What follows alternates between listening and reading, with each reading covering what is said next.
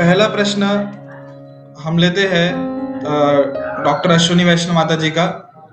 वो पूछ रहे हैं कि हम महालक्ष्मी पर्व का सेलिब्रेशन करते हैं जो कि भाद्रपद को शुद्ध अष्टमी को आता है, तो जिसको हम राधा अष्टमी के त्योहार के रूप में भी, उत्सव के रूप में भी उसको हम मनाते हैं। तो क्या महालक्ष्मी और जो राधा रानी है वो एक समान है, या ये केवल एक संयोग की बात है कि दोनों पर्व एक ही दिन में आ रहे हैं?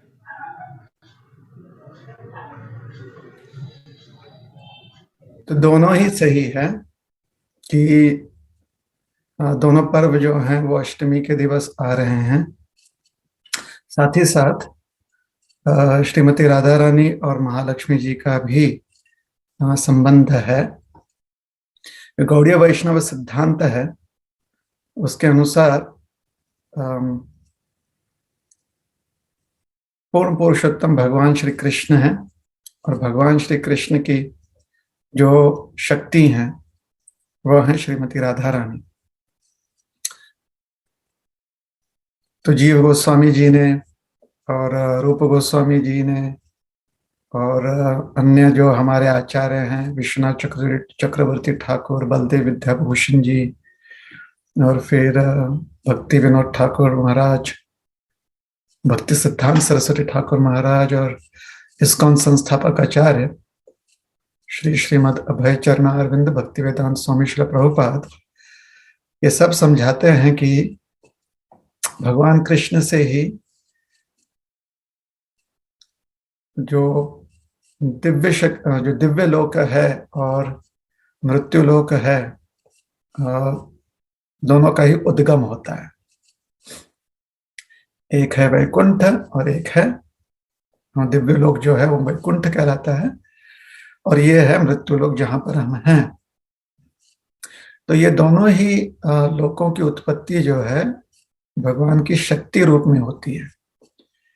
दिव्य लोक जो वैकुंठ है वह भगवान की अंतरंगा शक्ति है, और जो मृत्यु लोक है वो भगवान की बहिरंगा शक्ति है। अंतरंगा शक्ति को योग माया भी कहा जाता है, और बहिरंगा शक्ति को महामाया कहा जाता है। तो अंतरंगा शक्ति का स्वरूप ये होता है कि भगवान के दिव्य लीलाओं में भगवान को आनंद प्रदान करना, और जो बहिरंगा शक्ति है उसमें भगवान अपनी बहिरंगा शक्ति जो है इस प्रकार से सेवा करती है कि भगवान की सृष्टि लीला जो है उसकी पूर्ति हो। तो अंतरंगा शक्ति में जो योग माया शक्ति है, भगवान की जो दिव्य शक्ति है, वो संपूर्ण वैकुंठ जगत का विस्तार करती हैं, और भगवान अपनी इच्छा शक्ति से जो वैकुंठ में उनका स्वरूप है, इसको चतुर्भुज स्वरूप कहा जाता है, उसमें विस्तारित होते हैं। और जब भगवान वैकुंठ में चतुर्भुज स्वरूप में विस्तारित होते हैं तो प्रत्येक स्वरूप जो है अपनी शक्ति सहित प्रकट होती है। तो वैकुंठ में जहां पर भगवान नारायण या वैकुंठ के स्वामी के रूप में प्रकट होते हैं, वहीं पर उनकी शक्ति जो है महालक्ष्मी रूप में प्रकट होती है। इस संसार में जब भगवान कृष्ण अवतरित होते हैं तो उनकी जैसी लीला होती है उसके अनुसार श्रीमती राधा रानी भी यहाँ पर प्रकट होती हैं। और जब भगवान अपने चतुर्भुज स्वरूप में प्रकट होते हैं इस भूलोक पर, तो उनके साथ महालक्ष्मी जी जो है प्रकट होती हैं। फिर यहाँ पर उनका प्राकट्य जो है, भगवान का भी प्राकट्य जो है अलग अलग अवतारों के रूप में होता है, और महालक्ष्मी का भी प्राकट्य जो है अलग अलग स्वरूप में होता है। तो जिस प्रकार से भगवान कृष्ण ये आदि पुरुष हैं, अर्थात सारे अवतार उनसे विस्तारित होते हैं, उसी प्रकार से उनकी शक्ति जो है श्रीमती राधा रानी जो आदि शक्ति हैं, उनसे ही संपूर्ण शक्ति स्वरूप व्यक्त होते हैं। तो श्रीमती राधा रानी और महालक्ष्मी जी अभिन्न है, जिस प्रकार से कृष्ण और उनके सारे स्वरूप जो है भिन्न है। तो यह हमारा गौड़ीय वैष्णव सिद्धांत है। हरे कृष्ण। बहुत बहुत धन्यवाद गुरु जी। और भी जिन भक्तों को प्रश्न पूछने हैं, कृपया अपना हैंड रेस कीजिए। तब तक हम गूगल फॉर्म पे आए हुए क्वेश्चन लेते हैं। अगला प्रश्न ये जो है, प्रिंस नाम इनका है, ये पूछ रहे कि what is the most powerful motivation which comes from inside your body? To be able to serve someone so that the person that we serve is satisfied and we also are happy and satisfied doing that service. प्रश्न यह है कि हमारे भीतर में से जो सबसे प्रथम या सबसे तेज जो उद्वेगना होती है वो क्या है, या प्रेरणा क्या होती? तो सबसे मूल जो प्रेरणा हमारे भीतर से जो प्रकट होती है वो यह है कि हम सेवा करें, और इसलिए हमारा स्वरूप जो है वह एक सेवक का है। जिस व्यक्ति के प्रति हम सेवा करते हैं वह व्यक्ति संतुष्ट हो जाए और उसी में हम भी संतुष्ट और आनंदी हो जाएं सेवा करते हुए, यह जो है उसका स्वरूप होता है। तो इस स्वरूप का जो कंप्लीटनेस कहें या परिपूर्णता, यह जो प्रेरणा है या प्रेरणा का जो स्वरूप होता है उसकी परिपूर्णता अगर देखी जाए तो परिपूर्णता होती है जब प्रत्येक जीव जो है भगवान की सेवा करे, क्योंकि भगवान संपूर्ण सृष्टि में व्यक्त हैं। इसलिए जब भगवान की सेवा करते हैं तो सारी सृष्टि में उसकी ऊर्जा जो है वो फैल जाती है, सारी सृष्टि को ऊर्जा प्राप्त होती है। भगवान संतुष्ट हो जाते हैं, सारी सृष्टि संतुष्ट हो जाती है, और सेवा करते हुए हम संतुष्ट हो जाते हैं और हमें आनंद मिलता है। इसलिए सारे शास्त्र कहते हैं कि हमें भगवान की सेवा मुख्यतः करनी चाहिए।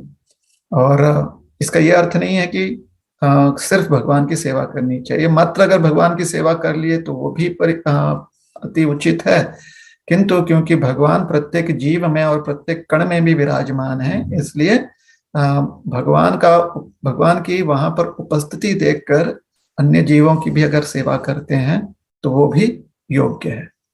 So the completeness of this desire, the complete form or the absolute form of this desire to be able to serve is when the living entity serves the Supreme Personality of Godhead, Sri Krishna, because Sri Krishna is present in the entire creation as the Paramatma too. Hence, if we are only engaged in service to Krishna, that is very good. At the same time, if we see the presence of Krishna in every atom and every living entity, as we see the presence of Krishna as a super soul and serve this creation also, that is also all right. धन्यवाद, thank you. हरे कृष्ण प्रभु जी, बहुत बहुत धन्यवाद। अगला प्रश्न ये है कि गुस्से पे कैसे काबू लाऊं, क्योंकि मेरे क्रोध के कारण मेरा पूरा जो जीवन है वो नष्ट हो रहा है। मैं क्रोध पे कैसे नियंत्रण लाऊं प्रभु जी? अपने विवेक बुद्धि का प्रयोग कीजिए, और विवेक बुद्धि का प्रयोग हो सके इसलिए पहले से ही अपने विवेक बुद्धि को सक्षम बनाइए, उसको स्ट्रॉन्ग कीजिए। अपने जो आपकी तार्किक बुद्धि है ना, जो लॉजिकल माइंड है, जो आपका इंटेलिजेंस जो अच्छे से एनालाइज कर सकता है कि आपके लिए क्या लाभदायी है, क्या आपके लिए बेनिफिशियल है, उस बुद्धि को आप बहुत स्ट्रांग बनाइए, उसे बहुत सक्षम बनाइए। क्योंकि जब आपकी विवेक बुद्धि सक्षम होगी तो फिर वही बुद्धि आपको समझाएगी कि जब आपको क्रोध होता है या गुस्सा आप होते हैं तो उसमें आपका समय व्यर्थ जाता है। कभी कभार जो है क्रोध का या गुस्से का कभी कभार उपयोग हो सकता है, उसका लाभ हो ऐसा ज्यादा संकेत नहीं दिया गया है, किंतु उसका प्रयोग कर सकते हैं कभी कभार। जैसे कि कभी कभी जो वरिष्ठ होते हैं, जब वो देखते हैं कि उनके अनुयायी किसी भी प्रकार से बात नहीं मान रहे हैं, तो अपना क्रोधित स्वरूप प्रदर्शित करके, जिससे कि अनुयायियों में थोड़ी सी जो है एक भय उत्पन्न हो जाए, या फिर एक उन्हें प्रतिबंधित किया जाए कि गलत कार्य ना करें, तो उसके लिए क्रोध का प्रयोग किया जा सकता है। हालांकि जब भी क्रोध का प्रयोग होता है तो उसमें हमें अपनी ज्यादा अधिक शक्ति का प्रयोग करना पड़ता है। तो उचित यही होगा कि हम वैसे कार्यों में अपना समय लगाएं जिसमें कि मन शांत रहे, ताकि ऑप्टिमम जो हमारी जो ऊर्जा शक्ति है, जो हमारा ऑप्टिमम ह्यूमन एनर्जी जो है, वो ऑप्टिमली हम यूज कर सकें। जो हमारी ऊर्जा शक्ति है मानवीय जीवन में, उसका हम सदुपयोग कर सकें। सदुपयोग तभी होता है जब समय का सदुपयोग हो और समय व्यर्थ ना जाए, समय ठीक से हम किसी भी कार्य में युक्त कर सकें, लगा सकें। तो क्रोधित जब व्यक्ति होता है तो अक्सर उसका समय जो है वो व्यर्थ जाता है। अक्सर उसमें हमारी ऊर्जा शक्ति भी व्यर्थ जाती है, समय भी व्यर्थ जाता है, और साथ ही साथ बहुत सारे ब्रिजेस हम बर्न कर जाते हैं, बहुत सारे हमारे संबंधों को ठेस पहुंचता है, नुकसान पहुंचता है। ये सब हमारे लिए नुकसानदायी है। ये सब हमारे लिए जो है वो उपयोगी नहीं है, हमारे समय का व्यर्थ जाना या हमारे ऊर्जा शक्ति का व्यर्थ जाना। इसलिए अपने ही लाभ के बारे में विचार करते हुए हमें क्रोध पर नियंत्रण करना चाहिए और अनावश्यक क्रोध को व्यक्त नहीं करना चाहिए। एक व्यक्ति के जीवन में अगर सोचिए, उसका जीवन 100% स्वरूप में देखा जाए तो उसमें 99.99% क्रोध करने की आवश्यकता नहीं पड़ती है। किंतु अगर 0.01% से अधिक हमारे जीवन में क्रोध आ रहा है, इसका अर्थ है कि हमने अपने बुद्धि को सक्षम नहीं बनाया है। बुद्धि को सक्षम बनाने के लिए अपने मन और इंद्रियों पर नियंत्रण करना बहुत आवश्यक है। इसलिए संस्कारों का जो जिस प्रकार से हम अपने मन और इंद्रियों को ट्रेन करते हैं उसे कहते हैं संस्कार। इसलिए संस्कारों की बहुत आवश्यकता पड़ती है। अच्छे संस्कार होते हैं बचपन से ही, तो फिर मन और इंद्रियों पर नियंत्रण करना थोड़ा आसान हो जाता है, काफी आसान हो जाता है, बहुत हद तक आसान हो जाता है। और संस्कार कैसे मिलते हैं? जब हम संस्कारी व्यक्तियों के साथ रहते हैं अपने परिवार में और अपने समाज में, और सबसे जो कह सकते हैं योग्य संस्कार प्राप्त करने का जो स्रोत है वो है शास्त्र। तो जो हमारे शास्त्र हैं वहाँ से हम अपने सारे जो सिद्धांत हैं, जो हमारे वैल्यूज हैं, उसे प्राप्त करें। और वैल्यू बेस्ड जितने भी कम्युनिटीज हैं और वैल्यू बेस्ड जो फैमिली हमारे ट्रेडिशंस हैं, जहाँ से भी सिद्धांत के अनुसार जो सैद्धांतिक हमें समाज मिलता है, और हमारे जो भी पारिवारिक सिद्धांत हैं जो शास्त्र पर आधारित हैं, उनसे हमें अच्छे संस्कार मिल सकते हैं। तो अपना समय बचाने के लिए क्रोध पर नियंत्रण करना बहुत आवश्यक है। उसके लिए अपनी बुद्धि को सक्षम बनाना बहुत आवश्यक है। बुद्धि सक्षम बनने के लिए ट्रेनिंग की बहुत आवश्यकता है। यह ट्रेनिंग से हमें क्या मिलता है? इस ट्रेनिंग से हमें मन और इंद्रियों पर नियंत्रण करने का हमें लाभ मिलता है। मन और इंद्रियों को ऐसा लाभ मिले तो ये हमें सिद्धांत या वैल्यूज कहाँ से मिलेंगे? शास्त्र से। और जो सिद्धांत का पालन करने वाला समाज है और पारिवारिक जो हमारे सिद्धांत आ रहे हैं वहां से मिलता है। हरे कृष्ण।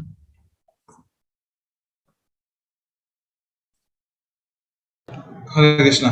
जी गुरु जी, इसी के रिलेटेड अगला प्रश्न ये है कि तो ये तो आपने जो बता दिया कि जब हम क्रोध में हैं तो हम क्रोध से बाहर कैसे आए। यदि सामने वाला व्यक्ति जिससे हम बात कर रहे हैं वो एकदम शॉर्ट टेम्पर्ड व्यक्ति है, वो बहुत जल्दी क्रोधित हो जाता है, सब कुछ अपने नियंत्रण में लेना चाहता है, तो ऐसे व्यक्ति से कैसे डील किया जाए?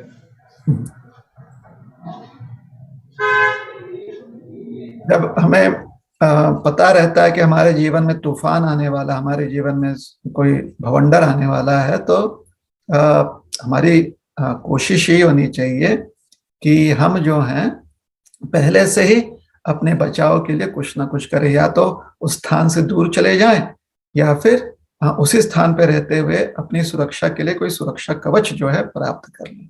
तो अगर हमारे जीवन में ऐसे व्यक्ति हैं जो बहुत क्रोध व्यक्त करते हैं और शायद उनके सामने हम उसी प्रकार से अबल हैं, हम उसी प्रकार से कमजोर हैं जिस प्रकार से किसी भवंडर के सामने हम कमजोर होते हैं, तो फिर हमारे पास दो मार्ग है। या तो हम ऐसे स्थान पर चले जाएं जहां पर हम सुरक्षित रहें, उस स्थान को छोड़कर किसी दूसरे स्थान पर चले जाएं जहां पर हम सुरक्षित रहें, या दूसरा मार्ग है कि अपने लिए एक सुरक्षा कवच बना लें। अब सुरक्षा कवच बनाने के लिए व्यवहारिक जीवन में हमारे पास बहुत सारे साधन है। सबसे बड़ा साधन तो हमारा संविधान है, और संविधान में दिए गए हमें जो हमारे जो राइट्स हैं वो है, और साथ ही साथ हमारा समाज जो है और परिवार जो है वो भी बौद्धिक समाज है, बौद्धिक परिवार है, अर्थात बुद्धिजीवी लोग हैं। तो आवश्यकता पड़ने पर उनसे भी हम मदद ले सकते हैं, उनसे भी हम हेल्प ले सकते हैं। तो अपने आप को सक्षम बनाइए। उसके हमने दो तरीके बताए हैं, एक तो तूफान से दूर चले जाएं, दूसरा जो है अपने लिए सुरक्षा कवच प्राप्त कर लें। और हमने बताया व्यवहारिक जीवन में सुरक्षा कवच समाज में जो बुद्धिमान हमारे वरिष्ठ गण हैं उन्होंने ऐसी व्यवस्था कर दी है। अब तो यह हो गई बात अपने दृष्टिकोण से। अगर आप चाहते हैं कि जिस व्यक्ति में क्रोध आता है उसमें भी कोई परिवर्तन आए, तो या तो प्रेम से, या तो फिर आप कोई प्लानिंग कीजिए जिससे कि वो उपदेश ग्रहण कर सकें, जिस उपदेश से उनको भी लाभ मिलेगा और उनके भी जीवन में परिवर्तन आ जाएगा, ताकि उनका भी समय जो है उसका सदुपयोग हो सके। और समय सदुपयोग होने के लिए हमने पिछले प्रश्न के उत्तर में बताया है कि कैसे समय का सदुपयोग किया जा सकता है। हरे कृष्ण। हरे कृष्ण। बहुत बहुत धन्यवाद प्रभु जी, आपने दोनों प्रश्नों के उत्तर दिए। अगला प्रश्न ये चैट में आया है, भारती मनवर जी इनका नाम है। ये पूछ रहे हैं कि अच्छे काम करने के बाद भी, मीन्स हम व्यक्ति अच्छे कर्म करते हैं फिर भी हमारे साथ बुरा क्यों होता है? अर्थात जो व्यक्ति अच्छा कर्म कर रहा है उसे वो भी व्याधिग्रस्त हो जाता है, उसे भी बीमारी आ जाती है। विशेषकर इनका प्रश्न कोरोना के रिलेटेड है कि कोरोना बीमारी से पीड़ित हो गए और उनकी मृत्यु हो गई। तो क्या भगवान अच्छे लोगों को जो सबका भला करते हैं उनको जल्दी अपने पास बुला लेते हैं, कि अच्छे लोगों के साथ ही ऐसा क्यों होता है कि वो बीमार होकर जल्दी से उनको मृत्यु को प्राप्त हो जाते हैं? भगवान गीता में कहते हैं, वाशांश जीर्णानि यथा विहाय नवानि गृह्णाति नरोपराणि तथा शक्यानि विहाय जीर्णानि अन्यानि संयाति नवानि देहि। जिस प्रकार से पुराने वस्त्र छोड़कर व्यक्ति नया वस्त्र ग्रहण करता है, और कभी कभी पुराने वस्त्र जो है आवश्यक नहीं है कि वो जीर्ण ही हो जाए, लेकिन जीर्ण अवस्था में जब पूरी तरह से वस्त्र जो है फट जाए तो फिर व्यक्ति नया वस्त्र ग्रहण करता है। किंतु कभी कभी कोई अच्छा नया वस्त्र मिल जाए तो देश काल या प्रकृति अनुसार, मतलब मौसम अनुसार भी हम कपड़े बदल लेते हैं। उसी प्रकार से एक शरीर जो है आत्मा त्याग करके दूसरा शरीर ग्रहण कर लेता है। तो भगवत गीता में समझाया गया कि शरीर जो है ये वस्त्र समान है।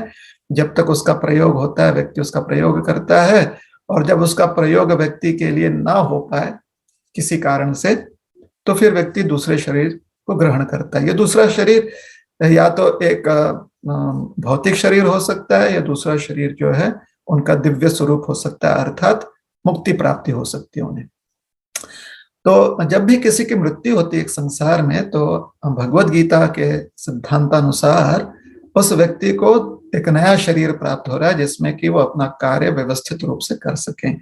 इस शरीर में जो उनका कार्य था उन्होंने सुचारू ढंग से किया, किसी कारण से अब इस शरीर में उनका कार्य समाप्त हो चुका है। समाप्ति का माध्यम हो सकता है बुढ़ापा, उसका माध्यम हो सकता है किसी प्रकार से शरीर में कोई व्याधि आ जाए, या कोई प्रतिबंध, कोई व्यत्यय हो जाए, अर्थात किसी प्रकार की दुर्घटना हो जाए, तो इससे शरीर बदल जाता है व्यक्ति का। इसलिए हमारे वैदिक संस्कृति में हम हमेशा प्रार्थना करते हैं और हमारे संस्कारों द्वारा जीवन भर जो दिवंगत आत्मा है उनके लिए भी हम सेवा प्रदान करते हैं। तो यह बात हो गई सिद्धांत की।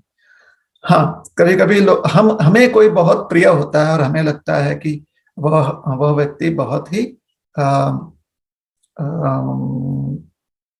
योग्य व्यक्ति है, सद्गुणों से परिपूर्ण व्यक्ति है। किंतु हमें यह समझना चाहिए कि ये सिर्फ हमारी दृष्टिकोण है। इस संसार में कुछ ही लोग जो होते हैं जिनको अजात शत्रु कहा गया। अजात शत्रु अर्थात उनका कोई उनसे द्वेष करने वाला कोई नहीं है। वैसे तो युधिष्ठिर महाराज को भी अजात शत्रु कहा गया, किंतु फिर भी दुर्योधन जी का उनकी जो पदवी है, जो उन्हें पदवी प्राप्त थी, उसके प्रति द्वेष हो ही गया।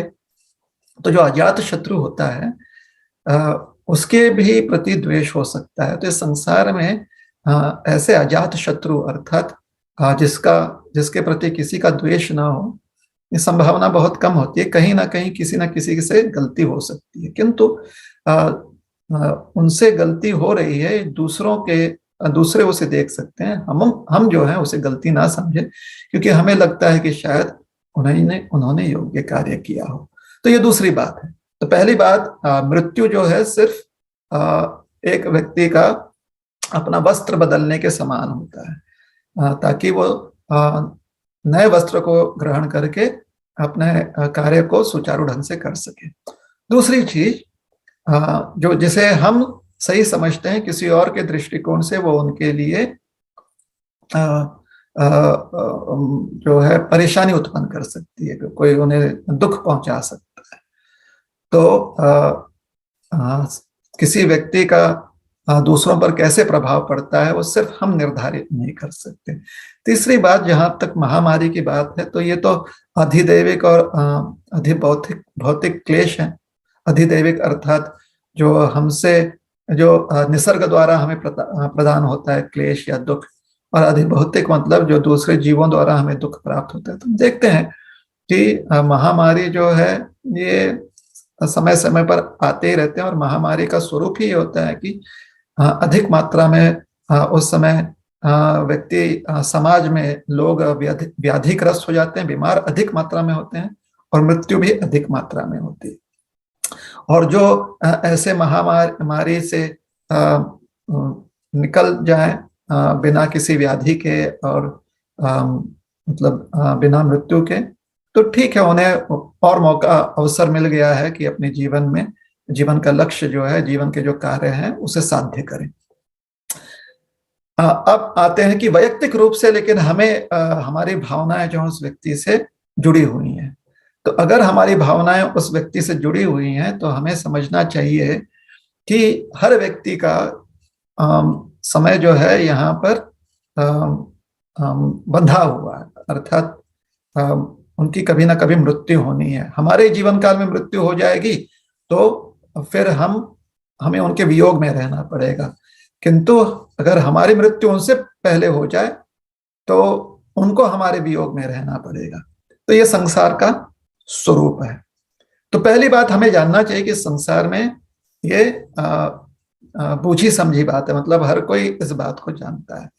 तो इस सत्य को हमें स्वीकारना पड़ेगा। जब तक हमारे पास किसी का सानिध्य है, तब तक एक दूसरे के साथ प्रेममय व्यवहार करते हुए एक दूसरे को भक्ति के प्रति, भगवान की सेवा के प्रति प्रेरित रखें। यह हमें कार्य करना चाहिए। तो अब जब वियोग है, तो हमारे वैदिक संस्कृति में जो हमारे शास्त्र हैं और हमारे जितने भी बुद्धिजीव हैं, जो हमारे आचार्य हैं, वो समझाते हैं कि किसी के मृत्यु उपरांत हमारी सेवा समाप्त नहीं होती है, हमारा उनके प्रति उत्तरदायित्व समाप्त नहीं होता है। हमें अलग अलग रूप से उनकी सेवा करते रहनी चाहिए।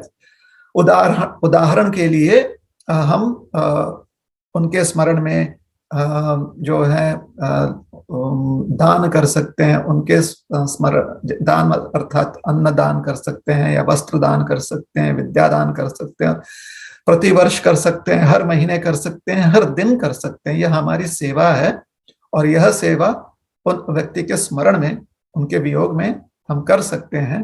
और ऐसे अलग अलग सेवाएं होती हैं। इसलिए जब तक संयोग है, जब तक वह हमारे साथ हैं, तब तक उनके साथ मिलकर सेवा करनी चाहिए।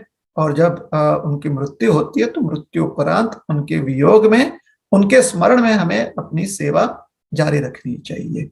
यही हमारे लिए मार्गदर्शन हमारे संस्कृति में, वैदिक संस्कृति में, सनातन संस्कृति में यही मार्गदर्शन दिया गया है, और यह बहुत योग्य मार्गदर्शन है। हरे कृष्ण। हरे कृष्णा, बहुत धन्यवाद प्रभु जी।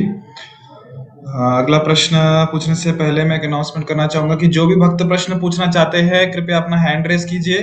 आपने हाथ खड़ा किया तो आपको चांस मिलेगा प्रश्न पूछने का, आपका माइक ऑन किया जाएगा। अगला प्रश्न यहाँ पे रूपाली सोडवाल माता जी का है। वो पूछ रहे हैं कि जैसे 3 गुण होते हैं, रजोगुण, सत्वगुण और तमोगुण, तो हमें कैसा पता चलेगा कि हम कौन से गुण में हैं?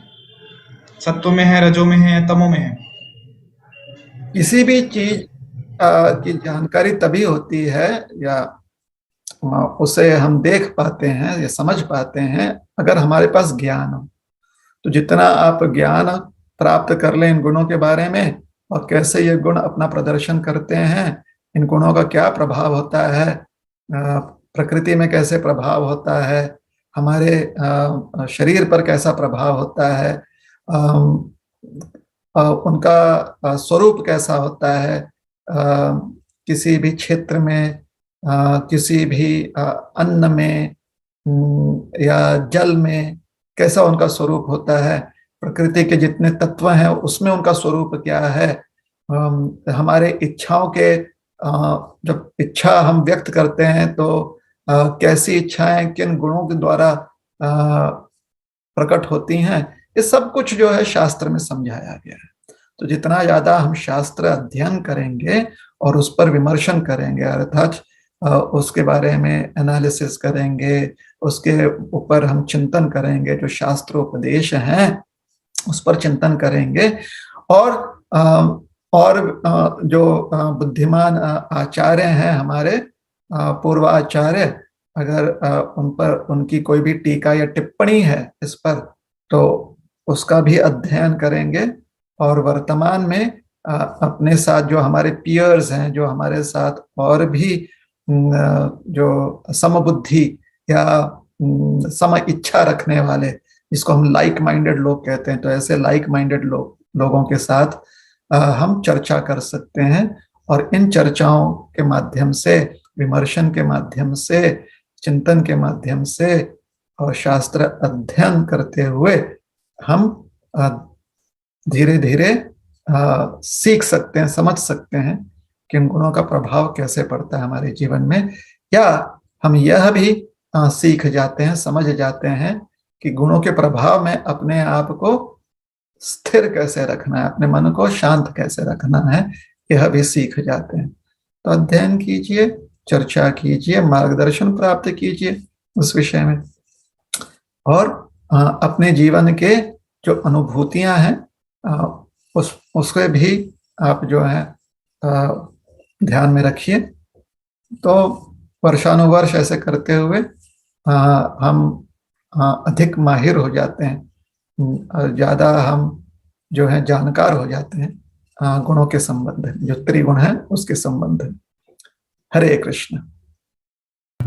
हरे कृष्णा, बहुत बहुत धन्यवाद प्रभु जी। अगला प्रश्न जिन भी भक्त को पूछना है कृपया अपना हैंड रेस कीजिए। आप यदि व्यक्तिगत रूप से यहाँ प्रश्न पूछना चाहते हैं तो आप प्रश्न पूछ सकते हैं, अन्यथा आप चैट बॉक्स में भी अपना प्रश्न डाल सकते हैं, आपका प्रश्न यहाँ पूछा जाएगा।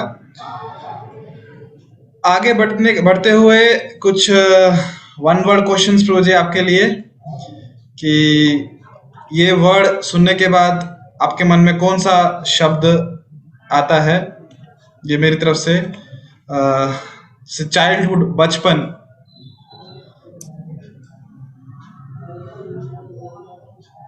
संस्कार, ओके, स्वप्न, खासकर जो हम दिन में देखते हैं,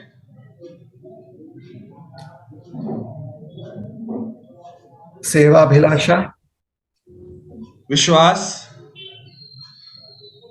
वो तो अपने आप में शब्द हो गया ना। यस, उसको मतलब वो सुनने क्या याद आता है? विश्वास।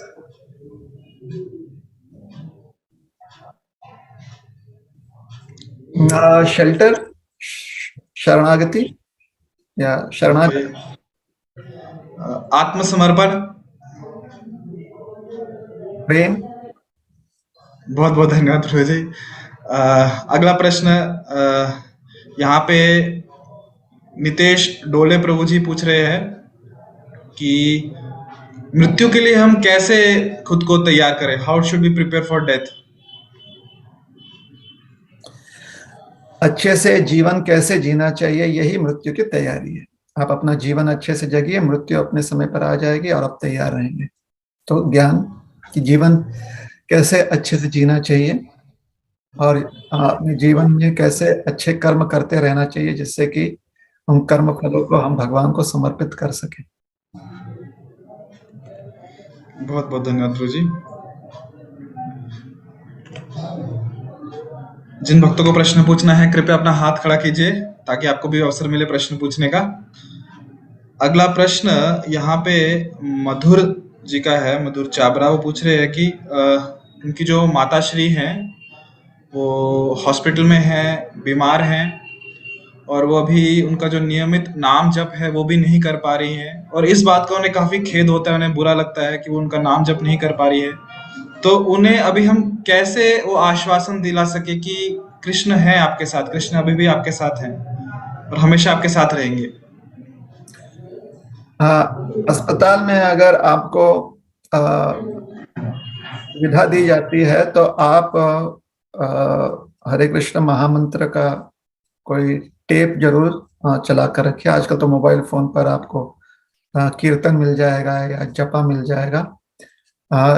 इस्कॉन के जो हमारे संस्थापक आचार्य हैं श्रील प्रभुपाद जी, उनके वाणी में हरे कृष्ण कीर्तन धुन है और उन्होंने जो जप किया हुआ है हरे कृष्ण महामंत्र का वो भी रिकॉर्डेड है।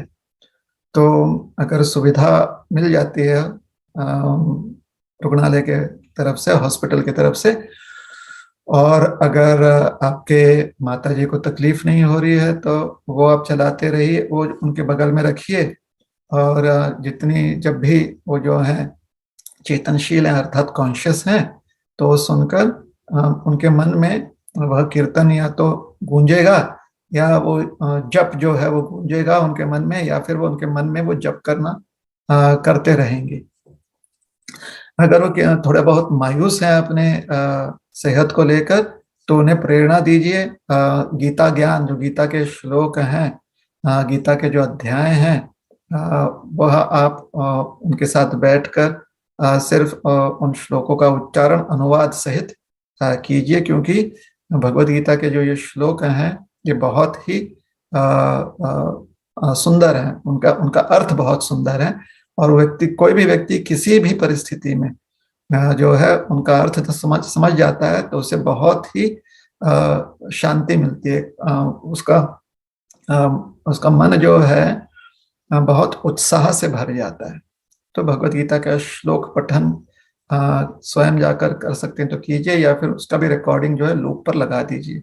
साथ ही साथ अगर जैसे उत्तर भारत में या तो हनुमान चालीसा जी हैं या फिर विष्णु सहस्त्रनाम का भी उच्चारण किया जाता है। दक्षिण में तो अक्सर विष्णु सहस्त्रनाम जो है वो लोग जानते हैं। तो और अगर वो बचपन से ही व्यक्ति जानता है हनुमान चालीसा या विष्णु सहस्त्रनाम, उसके प्रति आस्था है, तो वह भी चला सकते हैं रिकॉर्डिंग पर। तो अगर ये सारी सुविधाएं उपलब्ध हैं कि आप वहां पर कुछ रिकॉर्डर रख सकें, वहां पर आप कोई इंस्ट्रूमेंट रख सकें जिससे कि ये लूप में चलता रहे, खाली ध्यान ये रखना है कि किसी को तकलीफ ना हो उसकी वजह से। कभी कभी जब व्यक्ति बहुत बीमार होता है तो कोई ध्वनि भी, साउंड से भी उसे परेशानी होती है। तो उस समय वो व्यक्ति जो है बिल्कुल ही आराम करना चाहता है, कुछ सुनना नहीं चाहता, तो वो एक प्रकार से ध्यान मुद्रा में होता है। उस समय आपके भी आवाज को सुनकर उन्हें वो पसंद नहीं आता है, क्योंकि कोई भी कोई बातचीत करे उन्हें पसंद नहीं आता। तो ऐसी भी अवस्था आ जाती है जो व्यक्ति बीमार ग्रस्त होता है। तो वो ध्यान में रखिए थोड़ा सा। तो ये हो गया कि आपके माता जी को कैसे प्रेरणा मिले, कैसे उनकी श्रद्धा बने रहे। तो गीता के श्लोक जो हैं या फिर हनुमान चालीसा का जो अर्थ है या फिर विष्णु सहस्त्रनाम के श्लोकों का जो अर्थ है ना, ये अर्थ लोगों को समझ में आ जाता है, और पहले से अगर सुनते आ रहे हैं तो तुरंत कनेक्शन हो जाता है और उससे बहुत प्रेरणा मिलती है। उनकी रचना ही ऐसे है कि आप समझ जाते हैं कि जो भी विपदाएं हैं, आपत्तियां हैं, उसमें भगवान का शरण हमें उपलब्ध है। पहले भी उपलब्ध था, आज भी उपलब्ध है और आगे चलकर भी उपलब्ध ही रहेगा।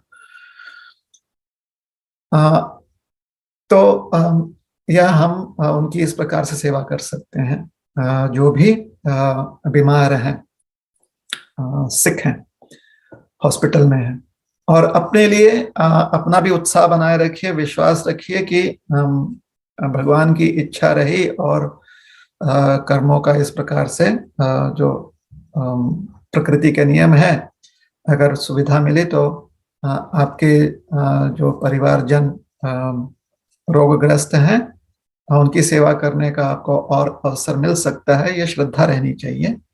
तो ये श्रद्धा बनाए रखें कि उनके साथ आगे आपको सेवा करने का और अवसर मिलेगा। और जब तक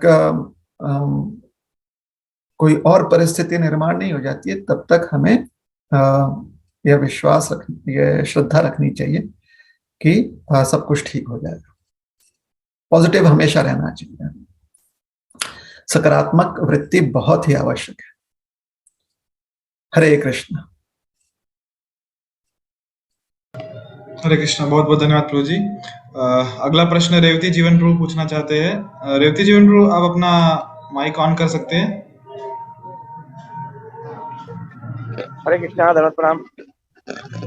हरे कृष्ण प्रभु जी, मेरा हरे कृष्णा प्रभु, धन्यवाद, प्रणाम। प्रभु जी, मेरा प्रश्न ऐसा था कि ठीक है, नाम दीक्षा हो गई, ब्राह्मण दीक्षा हो गई, आप सब वरिष्ठों की कृपा हो गई, सेवा हो रही है, बुक रीडिंग चालू है, वरिष्ठों के हम कुछ वाणियां सुन रहे हैं, कुछ लेक्चर सुन रहे हैं, सब कुछ हो रहा है। लेकिन इसके बावजूद हमारे पास बहुत समय है, हम कैसे आगे की और सेवा कर सकते। हम चाहते हैं कि हमारी सेवा वस्तु सेवा भी हो और हमारी शारीरिक सेवा भी हो, तो उसमें हमें समय तो मिल रहा है लेकिन सेवा नहीं मिल रही है, तो क्या करना चाहिए? अगर हमारे जीवन में खाली समय है, इसका अर्थ यह है कि शायद हमने ठीक से विचार नहीं किया कि हमारे लिए और क्या क्या कार्य हैं सेवा के। तो सबसे पहले जो हमारी सेवा होनी चाहिए वो यह है कि इस शरीर को हम स्वस्थ रखें, इस शरीर को हम तंदुरुस्त रखें। तो उसके लिए जो है योग या किसी प्रकार का एक्सरसाइज, ये जो है दिन में कुछ समय उसके लिए देना बहुत आवश्यक है। तत्पश्चात क्योंकि शरीर को तंदुरुस्त रखने के लिए भोजन की आवश्यकता पड़ती है, तो उसके लिए भी समय लगता है। या तो हम स्वयं अपना जो भी हम खा रहे हैं उसे हम उगाएं, लेकिन अगर हम मार्केट से खरीद रहे हैं तो ठीक से मोल भाव करें। मोल भाव का अर्थ सिर्फ पैसे का लेन देन नहीं, बल्कि स्वादिष्ट और जो पौष्टिक हो वही चीज जो है मार्केट से खरीद कर लेकर आए, फिर उसे पकाएं, अच्छे से पकाएं, भोग लगाएं। अगर ये सब कोई और कर रहा है हमारे लिए, तो फिर हम बाकी कार्य कर सकते हैं, जैसे कि घर की साफ सफाई हो, वो भी कोई और कर रहा है तो जाकर कहीं समाज सेवा कीजिए। समाज में बहुत जगह पर सेवा की जा सकती है, जैसे वृद्धाश्रम हो, गौशालाएं हैं, या अनाथ बच्चों के लिए अनाथ आश्रम हो, वहां पर सेवाएं होती हैं। या फिर आप जो है बहुत सारे बच्चे पाठशाला नहीं जा सकते हैं किसी कारण से, तो उनको आप शिक्षा प्रदान कीजिए, उसमें समय लगाइए। ये अगर इस सब के आपके पास जो है ट्रेनिंग नहीं है तो कोई बात नहीं, जिनके पास ट्रेनिंग है उनकी जाकर आप सहायता कीजिए, क्योंकि ये सारे कार्य करने के लिए बहुत सारे रिसोर्सेज की आवश्यकता पड़ती है, तो आप सहायता कीजिए। मंदिर है तो मंदिर में जाके आप सेवा कीजिए। अगर कहीं पर आप जाकर लोगों को ज्ञान दे सकते हैं तो आप वहां पर जाकर उपदेश होने दीजिए, प्रवचन कीजिए। अगर आप शहर में रह रहे हैं तो गांव में जाकर गांव की जो व्यवस्था है उसमें आप क्या मदद कर सकते हैं वो कीजिए। शहर में रह रहे हैं तो हमारा शहर जो है, हमारा सिटी जो है वो स्वच्छ रहे, उसके लिए आप सेवा कर सकते हैं। कार्य तो इतने पड़े हुए हैं, बस आंख खोल लें हम। ये तो हमने कुछ चीजों की हमने व्याख्या की है। आंख खोल लें तो बहुत सारे सेवाएं हैं, बहुत सारे कार्य हैं जिसमें हम योगदान दे सकते हैं। जो भी हम कार्य करते हैं वहां पर हम जाने कि यहाँ पर परमात्मा का वास है। इसलिए जहां पर भी शारीरिक कोई कार्य कर रहे हैं, सेवा कर रहे हैं हाथ पैर इत्यादि से, तो वहां पर हम हरिनाम मुख से हमेशा ले सकते हैं। और जहां पर मुख से हम किसी को उपदेश दे रहे हैं, ज्ञान दे रहे हैं, तो उसकी शुरुआत जो है हरिनाम से करें, उसका अंत हरिनाम से करें, भगवत नाम से करें।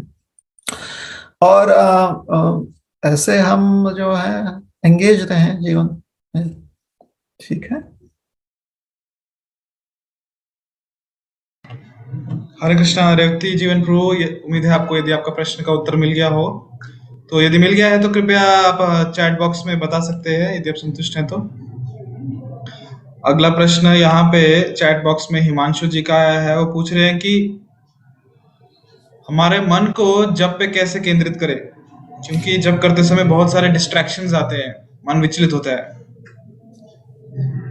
या तो आप भगवान के नाम से अतीव प्रेम करें, अगाध प्रेम करें, बहुत प्रेम करें, या तो फिर उसके प्रति अपना कर्तव्य जो है समझ जाए कि आप कितने कर्तव्यबद्ध हैं, या आपके लिए आप ड्यूटी बाउंड। या तो आप प्रेम करना सीख लीजिए, fall in love with the Holi names, या फिर अपना ड्यूटी समझिए और उसे कीजिए। अगर ये दोनों भी नहीं हो रहा है तो कम से कम जो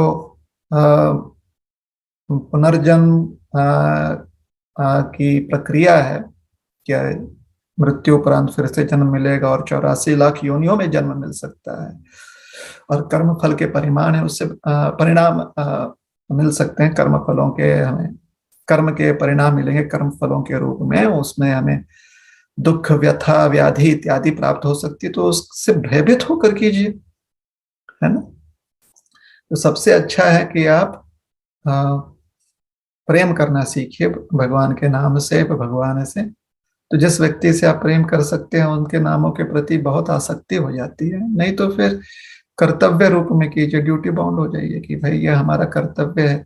आप एक सैनिक के रूप में अपने सेना के प्रति, अपने कर्तव्य के प्रति जो है सेवा कीजिए, या एक सेवक के रूप में अपने स्वामी के प्रति सेवा कीजिए, कर्तव्यबद्ध होकर, कर्तव्य को जानते हुए ड्यूटीफुली कीजिए। ड्यूटीफुली कीजिए, या फिर भयभीत होकर कीजिए, क्योंकि अगर आप भगवान का नाम जप नहीं करेंगे तो फिर शायद जीवन में ऐसे कार्य करें जिससे कि पुनर्जन्म हो जाए और उसमें बहुत दुख व्यथा प्राप्त हो सकती है, तकलीफ प्राप्त हो सकती है, इसी जीवन में भी हो सकती है। और इससे भी प्रेरणा नहीं मिल रही है तो फिर आप, अगर ये चीज भी आपके पास नहीं, तो फिर लाभ देखिए भगवान का नाम जप करने से इस संसार में बहुत कुछ हमें परिणाम लाभ मिल सकता है। पुण्य है ना, पुण्यकारी है भगवान का नाम, तो इस जीवन में भी हमें बहुत लाभ मिल सकता है। और अगले जीवन में अगर हम ऊंचे लोकों को प्राप्त हो जाएं तो लाभ मिल सकता है, या फिर मोक्ष भी मिल सकता है ना। तो लाभ जानते हुए लाभ का ज्ञान जो है वो प्राप्त कीजिए, और फिर भगवान का नाम जप और नाम स्मरण कीजिए।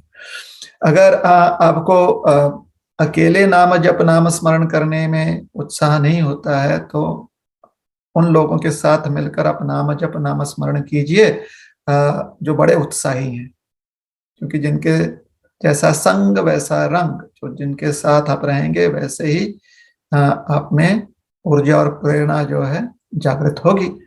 जो बहुत उत्साही हैं ऐसे लोगों के साथ सत्संग में आप नाम जप नाम स्मरण कीजिए। अपने लाभ को जानने के लिए आपको शास्त्र अध्ययन करना पड़ेगा, तो शास्त्र अध्ययन कीजिए या फिर प्रवचन सुनिए। भगवान के नाम की महिमा जो है, या तो उसका अध्ययन कीजिए या उसका श्रवण कीजिए।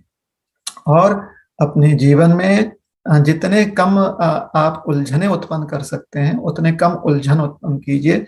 जितना आपका जीवन जो है सीधा चले, मतलब बिना किसी उलझनों के आपका जीवन आप जग सकते हैं, मिनिमम रेजिस्टेंस के साथ आप अपना लाइफ जीने का प्रयत्न कीजिए।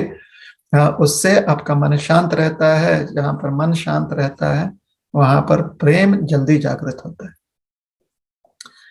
या वहां पर कर्तव्य बहुत आसानी से समझ में आता है। ठीक है, हरे कृष्ण। हरे कृष्णा, बहुत बहुत धन्यवाद प्रभु जी। अगला प्रश्न बायजू मुखिया जी का है। और बायजू मुखिया प्रभु, आप अपना माइक ऑन करके प्रश्न पूछ सकते हैं।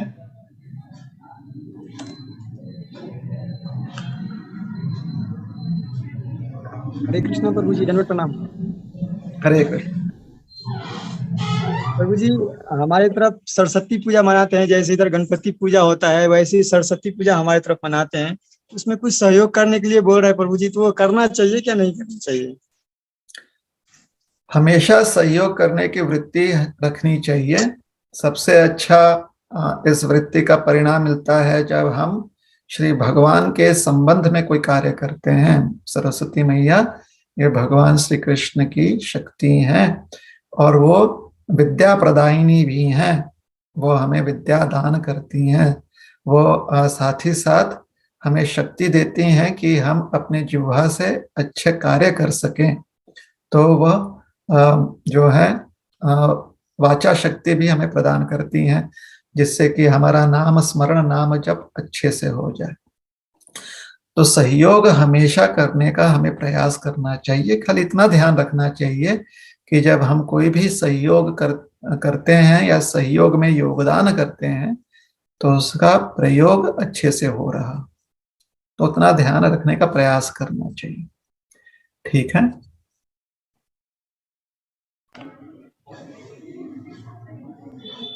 बायजू मुखिया प्रभु, आपके प्रश्न का उत्तर मिल गया। ओके प्रभु जी, हरे कृष्ण। हरे कृष्णा। जो भी भक्त प्रश्न पूछना चाहते हैं कृपया अपना हैंड रेस कीजिए, आपको अवसर दिया जाएगा माइक ऑन करने का। आप प्रश्न पूछ सकते हैं प्रभु जी को। अगला प्रश्न यहाँ पे श्याम सेवक प्रभु जी पूछ रहे हैं कि यदि भगवान जो है वो समस्त सृष्टि के स्रोत हैं और इस भौतिक जगत को जो भगवान के रोम छिद्रों से प्रकट हुई है उसे आध्यात्मिक क्यों कहा जाता है? अर्थात कि पूरी सृष्टि जो कि भगवान से ही उत्पन्न हुई है, इसे आध्यात्मिक क्यों नहीं कहा जाता, इसे भौतिक सृष्टि क्यों कहा जाता है, हालांकि भगवान से ही उत्पन्न हुई है? भगवान की सृष्टि हमेशा से आध्यात्मिक ही होती है। भगवान के लिए सिर्फ एक ही शक्ति है और वो है उनकी दिव्य शक्ति। तो उनकी ये जो दिव्य शक्ति है भगवान की, उसके दो स्वरूप इसलिए प्रकट होते हैं क्योंकि कुछ जीव आत्माएं जो भगवान के अंश हैं वो भगवान से विमुख चले जाते हैं। तो जब वो विमुख चले जाते हैं तो यही दिव्य शक्ति जो है, आध्यात्मिक शक्ति जो है, उनके लिए ऐसा एक क्षेत्र निर्माण करती है जिसे हम भौतिक शक्ति कहते हैं। तो बातचीत में हमें समझ में आया क्योंकि हम जो है सृष्टि में है ना, भौतिक सृष्टि में है, इसलिए हमारे लिए हम जो है ऐसा ये जो भेद है वो समझ पाए। इसलिए कहा जाता है कि भगवान की दो शक्तियां हैं, एक है भगवान की आध्यात्मिक शक्ति और एक है भौतिक शक्ति। जब हम मुक्त हो जाएंगे, इस भौतिक जगत से मुक्त हो जाएंगे और दिव्य लोक में चले जाएंगे, वैकुंठ चले जाएंगे, वहां पर हमें देखने को मिलेगा कि वैकुंठ लोक के सारे निवासी सिर्फ एक ही शक्ति के बारे में चर्चा करते हैं, वो आध्यात्मिक शक्ति। उनको भौतिक शक्ति की चर्चा करने की आवश्यकता नहीं पड़ती, इसलिए वहां पर भौतिक शक्ति की चर्चा होती ही नहीं है।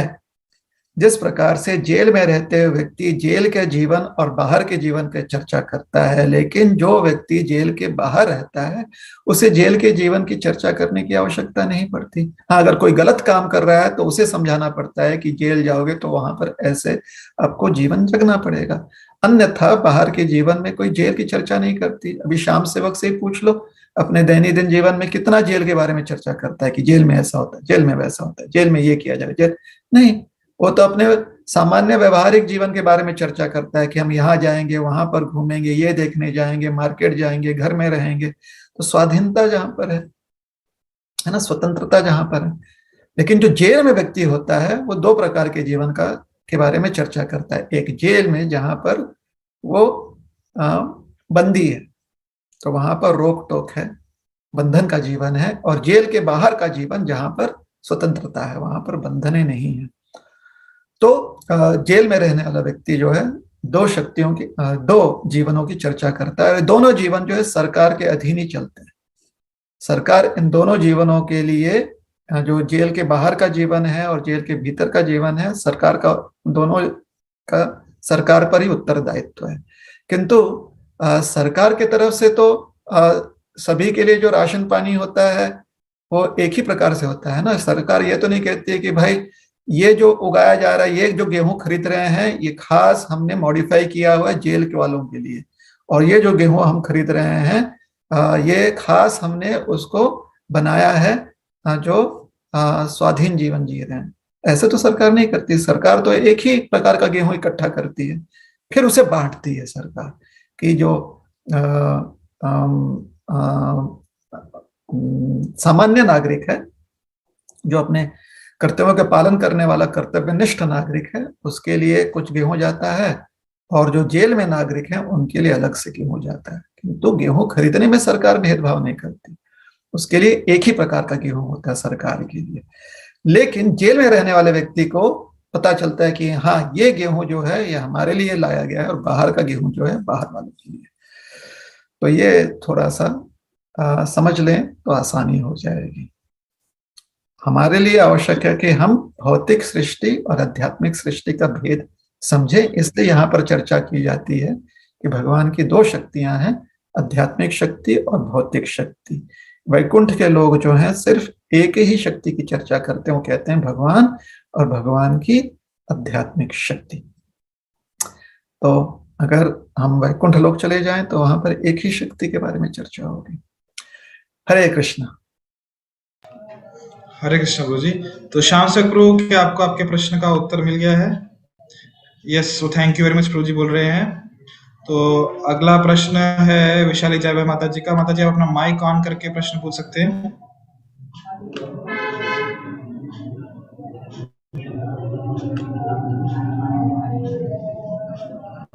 हरे कृष्णा।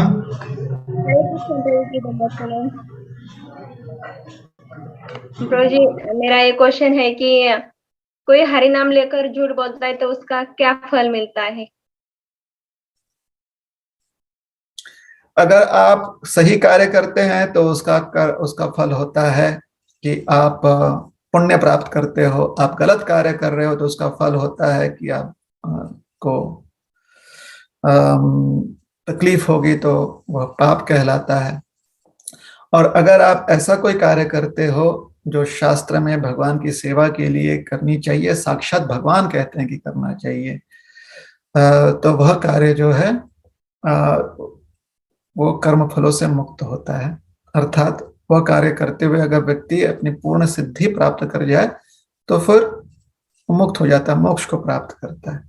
तो जो लोग हरिनाम ले रहे हैं, भगवान का नाम ले रहे हैं, अगर भगवान का नाम भगवान के प्रति अनुकूल भाव रखते हुए लें, मतलब फेवरेबल एटीट्यूड है कि भगवान हमारे स्वामी हैं, हम सेवक हैं, और हमें कितना हमारा भाग्य है कि हम भगवत नाम ले पा रहे हैं इस जिह्वा से, और अपना मन लगाकर हम भगवत नाम ले पा रहे हैं, ऐसे कृतार्थ होते हुए, कृतज्ञता व्यक्त करते हुए, मन में ही या भावना से कृतज्ञ होते हुए, ग्रेटफुल होते हुए कोई हरिनाम ले रहा है, तो उसका हरिनाम लेने का फल जो है जीवन के अंत समय, जीवन भर और जीवन के अंत समय ऐसे भगवान का नाम स्मरण करते हुए जब शरीर त्यागता है तो भगवत धाम जाता है।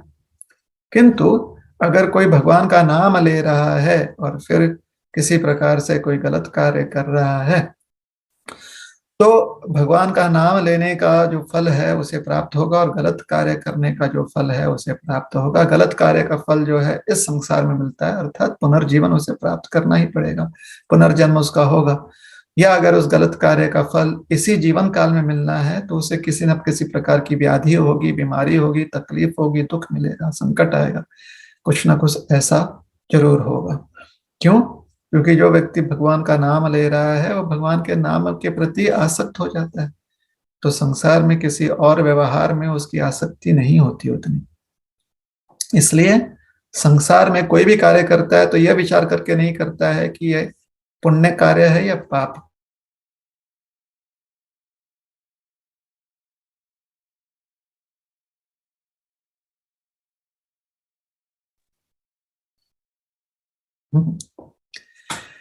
इसलिए जो व्यक्ति भगवान का नाम लेता है वो भगवान का नाम लेते हुए संसार में जो भी कार्य करता है वो इसलिए करता है क्योंकि भगवान के प्रति वो उसकी सेवा होती है, वो उसे सेवा रूप में भगवान को, जब वो अन्य जीवों को भी कोई भी सेवा करता है तो यही विचार करता है कि यह सेवा जो है उस जीव के हृदय में जो परमात्मा विराजमान है उनके चरणों में हम कर रहे हैं। और क्योंकि यह जीव एक माध्यम है, यह व्यक्ति एक माध्यम है, तो उसकी सेवा भी करनी आवश्यक है। जिस प्रकार से अगर आप किसी की मदद कर रहे हो जो नाव में बैठा हुआ है, तो आपको उस नाव का भी ध्यान रखना पड़ेगा। अगर उस व्यक्ति को आप बचा रहे हो तो उसे जब आप किनारे खींचते हो तो उसके नाव को भी साथ में खींचना पड़ेगा, क्योंकि उस नाव में बैठा हुआ है। उसी प्रकार से जब हम किसी जीव के हृदय में परमात्मा विराजमान है उनकी सेवा करना चाहते हैं तो उस जीव की भी सेवा करनी ही पड़ेगी हमें। जीव की अर्थात वो जो शरीर धारण किया हुआ है तो शरीर के प्रति भी हमें सेवा करनी पड़ेगी। तो जो भगवान का नाम स्मरण करता है वो इस प्रकार से कोई भी कार्य करता है तो सेवा वृत्ति में ही कार्य करता है। वह कभी भी कार्य यह विचार करके नहीं करता है कि यह कार्य अच्छा है या बुरा कार्य है। हाँ, अक्सर जो भी कार्य बुरा होता है वो भगवान के प्रति सेवा रूप में नहीं की जा सकती, और जो कार्य अच्छा होता है भगवान के प्रति सेवा रूप में की जा सकती है। तो जो भी भगवान के प्रति सेवा रूप में हम कार्य कर सकते हैं जो अनुकूल है भगवान की सेवा में, वह व्यक्ति करता है, और यही वृत्ति हो जाती है उस व्यक्ति की जो नाम जप या नाम स्मरण कर रहा है। किंतु अगर वह व्यक्ति, जैसा आप कह रहे हैं कि झूठ बोल रहा है और वो भगवान की सेवा के प्रति नहीं उसका प्रयोग किया जा सकता, तो उस झूठ बोलने का फल उसे प्राप्त होगा। तो वह फल अगर इस जीवन में नहीं मिल रहा है तो अगले जीवन में मिलेगा, और अगले जीवन में पुनर्जन्म उसको लेना पड़ेगा, लेकिन फल प्राप्त तो जरूर होगा। हाँ, अगर कोई भी व्यक्ति पश्चाताप करता है और समझ जाता है कि उससे गलती हुई है, और फिर पश्चाताप में वो भगवान का नाम स्मरण करते हुए फिर आजीवन सिर्फ भगवान का नाम स्मरण करता है, आजीवन जो है वो कोई और गलत कार्य नहीं करता है, तो पूरे जीवन भर अगर वो इस प्रकार से सेवा कार्य करते रहे, भगवान में श्रद्धा रखकर, जो गलत किया उसके लिए पश्चाताप करते हुए, और उसके बाद पुनः फिर कोई वापस से जानबूझकर नहीं करता है गलती, तो फिर भगवत नाम की कृपा से शायद हमारे कर्मफल पूरी तरह से नष्ट हो सकते हैं, ये संभावना हो सकती है। ठीक है, तो हमें प्रयास करना चाहिए कि हम भगवान का नाम स्मरण अच्छे से कर पाए। हरे कृष्ण। बहुत बहुत धन्यवाद ध्रुव जी। विशाली जय माता जी, आपको आपके प्रश्नों के संतुष्ट समाधान मिल गए? यस प्रभु जी, थैंक यू प्रभु जी। हरे कृष्णा। हरे कृष्ण। और भी भक्त जो प्रश्न पूछना चाहते हैं कृपया अपना हैंड रेज कीजिए, आपको अवसर दिया जाएगा प्रश्न पूछने का। रूपाली सोडवाल माता जी ने हाथ खड़ा किया है।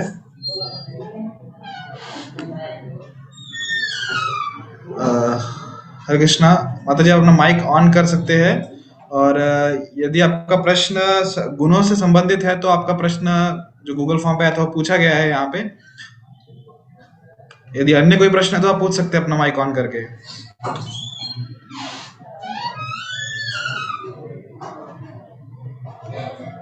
हरे कृष्णा।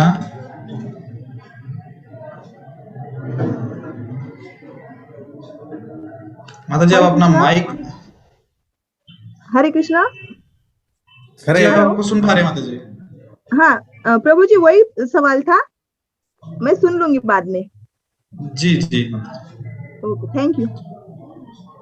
हरे कृष्णा। तो अगला प्रश्न यहाँ पे चैट में आया है।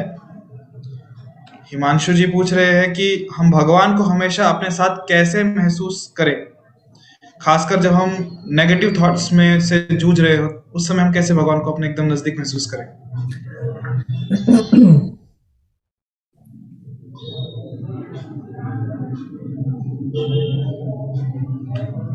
भगवान जो है वह हमारे हृदय में निवास करते हैं। ये ज्ञान हमें दिया गया है। भगवान प्रत्येक जीव में कण में है, यह भी ज्ञान हमें दिया गया है। तो जिस प्रकार से हमें ज्ञान दिया जाता है ना कि बादलों में पानी है, अलग स्वरूप है उनका, वेपर फॉर्म में है ना। या फिर हमें समझाया गया है कि पेड़ का जड़ जो है धरती के नीचे है, मतलब जो मिट्टी है उसके नीचे है, दिखाई नहीं देता लेकिन है। तो ये ज्ञान दिया गया है। तो उसी प्रकार से हमें ज्ञान दिया गया है कि भगवान प्रत्येक व्यक्ति के हृदय में और कण कण में, हमारे भी हृदय में विराजमान है। अब उस ज्ञान को कितना हम साक्षात्कार करते हैं वो हम पर निर्भर करता है। और साक्षात्कार करने की प्रक्रिया जो है वो समझाई गई है, वह है कोई आध्यात्मिक स्वरूप की साधना। आध्यात्मिक साधना जब हम करते हैं तो उससे यह ज्ञान का साक्षात्कार होता है। जिस प्रकार से अगर हम जानते हैं कि जमीन में पानी है तो खुदाई करते हैं या बोरवेल डालते हैं तो पानी खींच सकते हैं बाहर, तो ये प्रक्रिया है उसकी। या किसी बीज से वृक्ष या कोई फसल आ सकती है, तो उसके लिए हमें बीजारोपण करके जमीन को तैयार करके खत डालना, पानी देना, ये सारी प्रक्रिया करेंगे तो फिर उसका फसल निकलेगा। उसी प्रकार से आध्यात्मिक साधना करने से जो हमें फल मिलता है वह साक्षात्कार, परमात्मा के वास का साक्षात्कार, कि परमात्मा भगवान जो है सर्वत्र है। साथ ही साथ आध्यात्मिक साधना से हमें भगवान के दिव्य लीलाओं का भी दर्शन हो जाता है। अगर हम साधना उस स्वरूप में करें तो भगवान की जो दिव्य लीलाएं हैं जो अभी अप्रकट हैं वो साक्षात्कार रूप में, अर्थात हम उन लीला का दर्शन कर पाते हैं। तो यह भी लाभ मिलता है साधना करने से। अब आते हैं कि मायूसी में, जब व्यक्ति मायूस हो जाता है या मन खिन्न हो जाता है, दुखी हो जाता है, तो उस समय भगवान का साक्षात्कार कैसे करें। देखिए, जिस प्रकार से किसी भी व्यक्ति को किसी भी चीज की आदत पड़ जाती है तो उस व्यक्ति उस वस्तु का अस्तित्व जो है हमारे ध्यान से उतर जाता है। उदाहरण के लिए, जब हम वस्त्र धारण कर लेते हैं, शर्ट पैंट पहन लेते हैं, साड़ी पहन लेते हैं या कपड़ा पहन लेते हैं, या सोचिए हमारे सर पर हमने केश धारण किए हुए हैं, हमारे सर पर जो है बाल जो हैं बढ़ते रहते हैं, तो हमेशा हमें याद नहीं रहता। लेकिन जब हमें याद रहता है तो उस समय हम उसे उसके प्रति ध्यान रखते हुए उसे ठीक रखने का प्रयास करते हैं। जैसे ही हमें याद आ जाता है, जरूरी पड़ जाता है कि हमारा वस्त्र जो है वो प्रेजेंटेबल हो, हमारा ड्रेस जो है प्रेजेंटेबल हो, अर्थात वो अच्छा दिखे, तो हम उसके प्रति ध्यान देते हैं। या फिर हमें ठंडी लगने लगती है या गर्मी लगने लगती है तो अपने वस्त्र के प्रति हम ध्यान देने लगते हैं, है ना। उसी प्रकार से जब भी व्यवहारिक जीवन में अगर परमात्मा के अस्तित्व को हमने स्वीकारा हुआ है व्यवहारिक जीवन में, और हमें उसकी आदत पड़ गई है कि हाँ भाई भगवान तो है, परमात्मा तो है, ऐसे हम एक आदत डाल देते हैं जिसको कहते हैं, ये आदत अर्थात आलस्य, मन आलस हो जाता है तो हमारे ध्यान से वो उतर जाता है, मतलब हमारे मन में वो बैकग्राउंड में चला जाता है। तो भगवान के प्रति हमारी आस्था हो सकती है, किंतु अगर वो एक आदत सी बन जाती है जिसके प्रति हम थोड़े से नजरअंदाज करने में माहिर हो जाते हैं, अर्थात हम उसके प्रति ध्यान न देने में हम एकदम एक्सपर्ट हो जाते हैं, माहिर हो जाते हैं, तो उसका अस्तित्व हमें ध्यान में नहीं आता। तब तक ध्यान में नहीं आता जब तक की आवश्यकता नहीं पड़ती। तो आवश्यकता अक्सर पड़ती है जब हम किसी संकट में आ जाते तब हमारी आवश्यकता पड़ती है, उस समय ध्यान में आता है कि भगवान है। किंतु सोचिए हमें ठंडी लग रही है और हमें ध्यान में आता है कि हमें कोट पहनना चाहिए, लेकिन हम घर से बाहर हैं, हम ऐसे स्थान पर हैं जहां पर आसपास कोई भी कपड़े का दुकान नहीं है, कोई भी कोट का दुकान नहीं है, गर्म कपड़ों का दुकान नहीं है, घर से भी हम दूर हैं, तो उस अवस्था में तो हमें ठंडी लगेगी ना, मतलब मायूसी तो छाई जाएगी।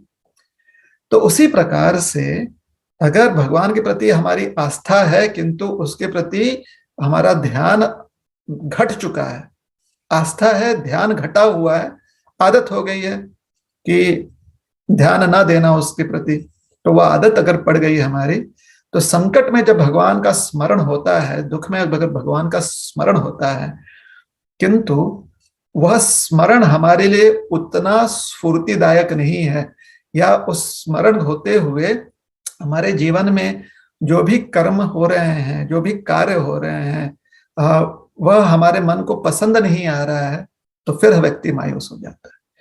जिस व्यक्ति का भगवान के प्रति अगाध अतीव बहुत ही अधिक 100% श्रद्धा होती है ना, निष्ठा होती है भगवान के प्रति, तो उसके जीवन में दुख भी आता है तो वो मायूस नहीं होता, क्योंकि वो जानता है कि भगवान हमेशा से उसे अपने शरण में रखेंगे। दुख तो शरीर और मन को प्राप्त हो रहा है, उसे प्राप्त नहीं हो रहा है, क्योंकि वह शरीर और मन से भिन्न है, अलग है। तो जिस व्यक्ति का भगवान में पूर्ण श्रद्धा है, जो हमेशा भगवान का स्मरण करता है, वो दुखी परिस्थिति में या संकटग्रस्त परिस्थिति में भी मायूस नहीं हो सकता। तो अगर मायूसी छा रही है और हमें लगता है कि भगवान है, हमारी आस्था है, फिर भी मायूसी छा रही है, तो उसका कारण यह है, सर्वप्रथम आस्था है किंतु भगवान के प्रति ध्यान घटने की आदत हमारी लग चुकी है। दूसरी बात, दुख में ही भगवान का हम स्मरण कर पाते हैं, किंतु जो हमारा स्मरण है वो 100% निष्ठापूर्ण स्मरण नहीं है भगवान का, मतलब भगवान के प्रति हमारी पूरी निष्ठा नहीं है। तीसरी बात, हम यह नहीं देखते हैं कि हमारे साथ हमारे जीवन में जो भी कार्य हो रहा है वो भगवान का नाम स्मरण करने का हमें अवसर दे रहा है। हमारी दृष्टि ये होती है कि इसमें हमें लाभ मिल रहा है, भौतिक लाभ पहुंच रहा है या नहीं पहुंच रहा है। अगर भौतिक लाभ पहुंच रहा है तो हम सुखी हो जाते हैं, भौतिक लाभ नहीं पहुंचता है तो हम दुखी हो जाते हैं। तो क्योंकि अभी भी हमारी दृष्टिकोण हमें लाभ मिले ऐसी वृत्ति है, लाभ वृत्ति की दृष्टि है हमारी, इसलिए मन मायूस हो जाता है। भगवान में आस्था होते हुए भी मन मायूस हो जाता है। अब मायूसी से बाहर निकलने का रास्ता क्या है? रास्ता एक ही है कि मन मायूस हो रहा है, इसका कारण हम ही, इसीलिए मायूसी से बाहर निकलने का कारण हम ही बन सकते हैं और कोई नहीं। आई फील डिप्रेस्ड, तो डिप्रेशन का कारण मैं ही हूं। आई फील हैप्पी, तो सुख या हैप्पीनेस का कारण भी मैं ही, अर्थात मेरा मन है। तो अगर हम मन को ट्रेनिंग देते हैं कि हर अवस्था में पॉजिटिव रहे, सकारात्मक रहे, होपफुल रहे, आशाबद्ध रहे, ये हम ट्रेनिंग दे दें मन को, तो मन कोई ना कोई जुगाड़ कर लेगा किसी भी परिस्थिति में आशाबद्ध रहने का। तो मन को इस प्रकार से आशाबद्ध रहे हर परिस्थिति में, ये ट्रेनिंग आध्यात्मिक साधना से ही प्राप्त होती है। आध्यात्मिक साधना के लिए हमें शास्त्र अच्छे से अध्ययन करना पड़ेगा, मार्गदर्शन अच्छे से प्राप्त करना पड़ेगा और अपनी साधना में हमें इन्वेस्ट करना पड़ेगा। हरे कृष्ण। हरे कृष्णा। बहुत बहुत धन्यवाद गुरु जी। तो हिमांशु ब्रो, यदि आपको आपके प्रश्न का उत्तर मिल गया है तो कृपया चैट बॉक्स में मेंशन करें, और बाकी जो भक्त प्रश्न पूछना चाहते हैं कृपया हैंड रेस कीजिए। अगला प्रश्न यहाँ पे चैट बॉक्स में आया है माधव आवले प्रो जी का। ये पूछ रहे हैं कि जैसे भगवत गीता के प्रथम अध्याय के में 40 श्लोक से जो श्रृंखला चल रही है कि अर्जुन अलग अलग कारण दे रहे हैं कि युद्ध क्यों नहीं करना चाहिए। अर्जुन कृष्ण से वाद विवाद कर रहे हैं कि गुरुजन है हम उनकी हत्या कैसे करेंगे, तो वो भी उनके खून से स्निग्ध हो जाएगा, और यदि हम उन्हें मारेंगे तो हमें पाप लगेगा, या फिर यदि ये हम इनको मार देंगे तो स्त्रियों का और बुजुर्गों का रक्षण कौन करेगा, और यदि रक्षण करने के लिए कोई नहीं है तो स्त्रियां दूषित हो जाएंगी और फिर वंश परंपरा समाप्त हो जाएगी, वर्ण संकर उत्पन्न होंगे और जो परंपरा है वो नष्ट हो जाएगी, तो सब नारकीय जीवन आ जाएगा पूरे परिवार पे और सबके ऊपर। तो युद्ध जब हुआ तो उसके बाद प्रश्न ये है कि जब युद्ध हुआ तो उसके बाद क्या ये समस्याएं आई क्या, और यदि आई भी तो उसका निवारण कैसे हुआ?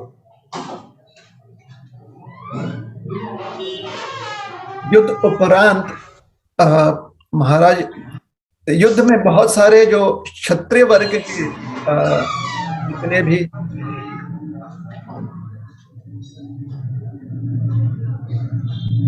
ये जो, हाँ धन्यवाद। तो युद्ध में जितने भी क्षत्रिय वर्ग के जितने भी सैनिक थे, विशेष करके जो पुरुष समाज से थे, मेल सोल्जर्स, वह युद्ध में मृत्यु को प्राप्त हो गए।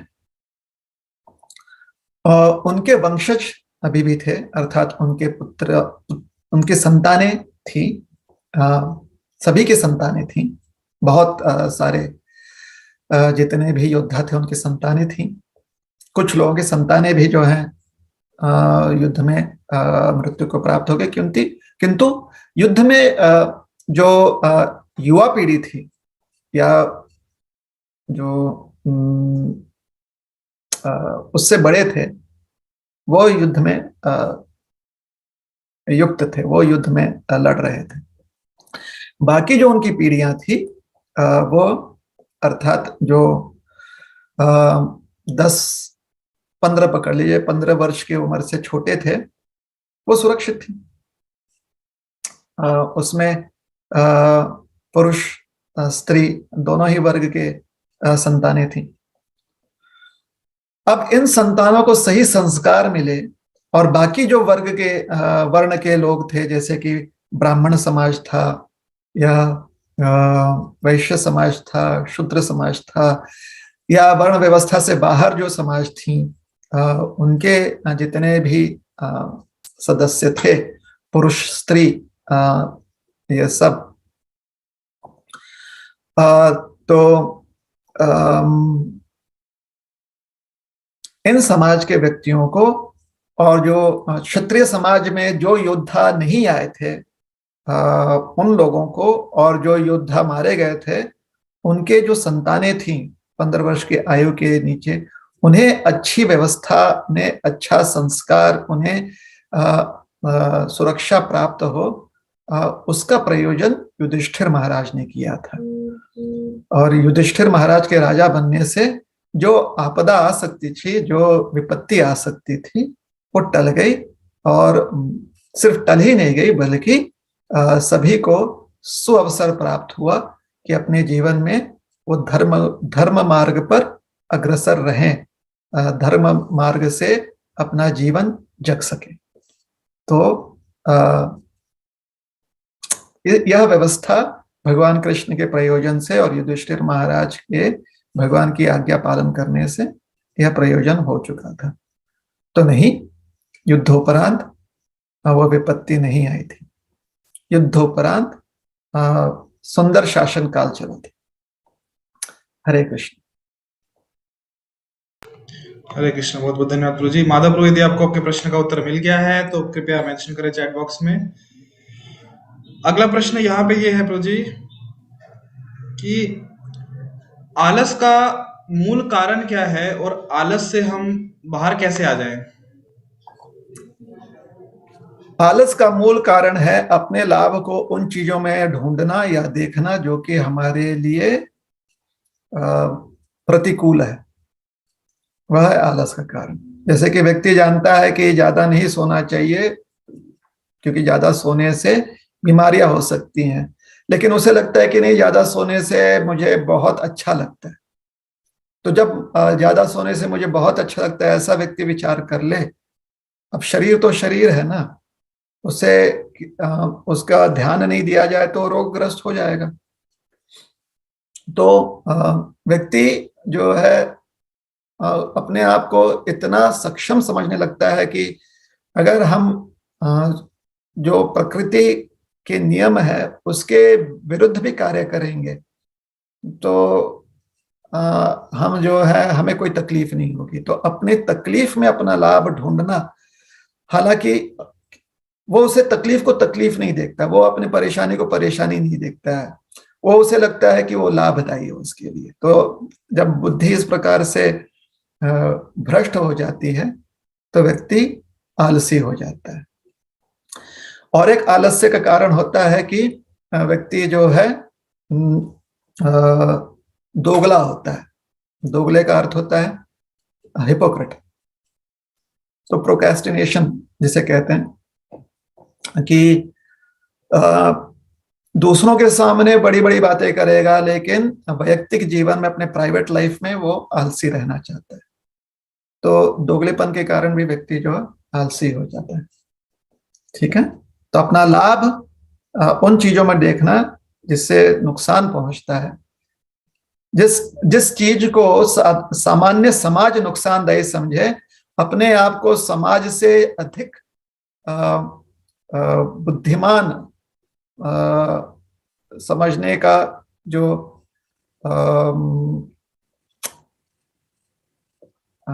अज्ञान रखता है या अहंकार रखता है, उस व्यक्ति को आलस्य में रुचि होती है।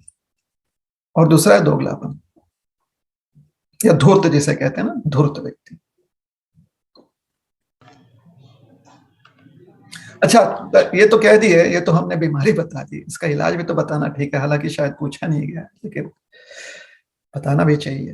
तो आलस्य से बचने का एक ही मार्ग है, वह है ज्ञान अर्जन करना और परिश्रम करना, ज्ञान के आधार पर परिश्रम करना। जो व्यक्ति ज्ञान के आधार पर परिश्रम करता है कभी आलसी नहीं होता।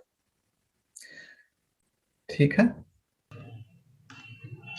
बहुत बहुत धन्यवाद प्रभु जी कि ज्ञान के आधार पर हमें परिश्रम करना है। अगला प्रश्न ये है कि मनीषा माता जी पूछ रहे हैं कि ये जीवन तो भगवान ने जीने के लिए दिया है, फिर इतने रिस्ट्रिक्शंस के साथ कैसे अच्छे से जी पाएंगे? फिर मैं क्या नॉर्मल समाज से अलग नहीं हो जाऊंगी? क्या गारंटी है कि ये सब फॉलो करने के बाद भी भगवत धाम में वापस जा पाऊंगी? भगवान ने यह जीवन हमें इसलिए दिया क्योंकि इस जीवन की मांग हमने उनसे की और हमने जबरदस्ती उनसे मांग की है और अपने स्वतंत्रता का, अपने स्वेच्छा का इस प्रकार से हमने गलत प्रयोग कर लिया है, इसलिए यह जीवन मिला हुआ है। यह जीवन काल जो है उसी प्रकार से है जिस प्रकार से एक कैदी को कैद में रखकर रखा जाता है। तो कैद में तो उसके ऊपर प्रतिबंध रहेंगे, उसी प्रकार से कैद खाना अर्थात जेल में रखे हुए व्यक्ति के ऊपर प्रतिबंध तो रहना ही है। उसी प्रकार से इस जीवन में हम पर बहुत सारे प्रतिबंध हैं। अब क्योंकि इस जीवन, जैसे जेल में अलग अलग प्रकार के कैदी होते हैं तो उनके अलग अलग नियमावली होते हैं। कुछ जो कैदी हैं वो कुछ समय के लिए आते हैं और उनका जो जुर्म होता है, उनकी जो गलती होती है वो छोटी मोटी गलती होती है, जिसे नियम कहते हैं कि छोटी मोटी गलती है। तो उनको उन कैदियों से अलग रखा जाता है जो कि उनको गलत संस्कार ना दे दें। और जो कैदी बहुत ही खूंखार होते हैं उनको अलग से रखा जाता है क्योंकि वो दूसरों को भी परेशानी दे सकते हैं, दूसरों का नुकसान कर सकते हैं या फिर वो दूसरों को ब्रेन वॉश कर सकते हैं, तो उनको अलग रखा जाता है। उसी प्रकार से इस जीवन में जो व्यवस्था की गई है समाज में, विशेष करके मानव समाज में, वह व्यवस्था बुद्धिमान लोगों के माध्यम से, और ऐसे बुद्धिमान लोगों को ज्ञान मिला है शास्त्र से, तो उनके माध्यम से, जैसे हमें भी संविधान मिला है तो संविधान में बहुत सारे हमारे हम पर नियम लागू किए गए, बुद्धिमान लोगों ने नियम लागू किए हैं। और ये सब लोग जो हैं जिन्होंने भी हमें संविधान दिया हुआ है, या जब भी हमें संविधान में, हमारे कॉन्स्टिट्यूशन में जो भी कभी परिवर्तन आता है तो बुद्धिजीव करते हैं। बुद्धिजीव जो कि शास्त्र की भाषा या शास्त्र के जो उपदेश हैं वो भी जानते हैं, जो साधारण जन समुदाय का जो भी शिष्टाचार है वो जानते हैं, और शास्त्र में जो शिष्टाचार दिया गया वो भी जानते हैं, क्योंकि शास्त्र दिया गया है मानव कल्याण के लिए ही, इसलिए दोनों की जानकारी उनके पास होती है। तो संविधान में भी बहुत सारे नियमावली होते हैं हमारे लिए, ताकि जो सामाजिक व्यवस्था है वो सुचारू ढंग से सामाजिक व्यवस्था चले, ताकि समाज अपने जो लक्ष्य हैं, जो भी धर्म अर्थ काम मोक्ष के लक्ष्य हैं, उसे प्राप्त कर सके। तो और ऐसी व्यवस्था में यह भी देखा गया है कि उन लोगों के संगति से परिणाम ना पड़े जिससे कि बुद्धि अधिक भ्रष्ट हो जाए, तो फिर समाज वैसे नियमावली बनाता है। इसलिए जब आप सत्संग में आते हैं तो उस सत्संग में उस समाज के अपने नियमावली रहते हैं, ताकि हमारी बुद्धि जो है वो क्या कहें उसे ठीक बने रहे, उसमें कोई प्रतिकूल परिवर्तन ना हो जाए, उसमें कोई अनावश्यक परिवर्तन ना हो। जैसे कि हम कहते हैं कि कोई व्यक्ति जो है गलत तरीके से ब्रेन वॉश ना हो जाए। इसलिए फिर हमारा संविधान भी हम देखते हैं ना कि जो भारत का नागरिक है वो किसी ऐसे आइडियोलॉजी से परिवर्तित ना हो जाए, उसको उसे ब्रेन वॉश ना किया जाए, परिवर्तित ना हो जाए उसकी बुद्धि, कि जिससे कि अपने ही समाज को नुकसान पहुंचे। तो फिर ऐसे लोगों को फिर उनके ऊपर कार्यवाही होती है ना, ऐसे रिपोर्ट्स आते रहते हैं।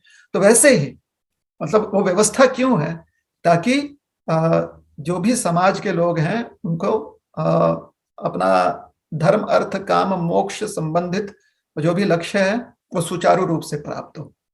तो इसलिए नियमावली होती है समाज में। क्या आप मानव जीवन में भगवत प्राप्ति कर सकते हो? बहुत हमारे पूर्व आचार्यों ने किया है, और उसका हमें जो है उसका उल्लेख हमें दिया गया है। साथ ही साथ हमें भी आश्वासन दिया गया कि हम प्राप्त कर सकते हैं।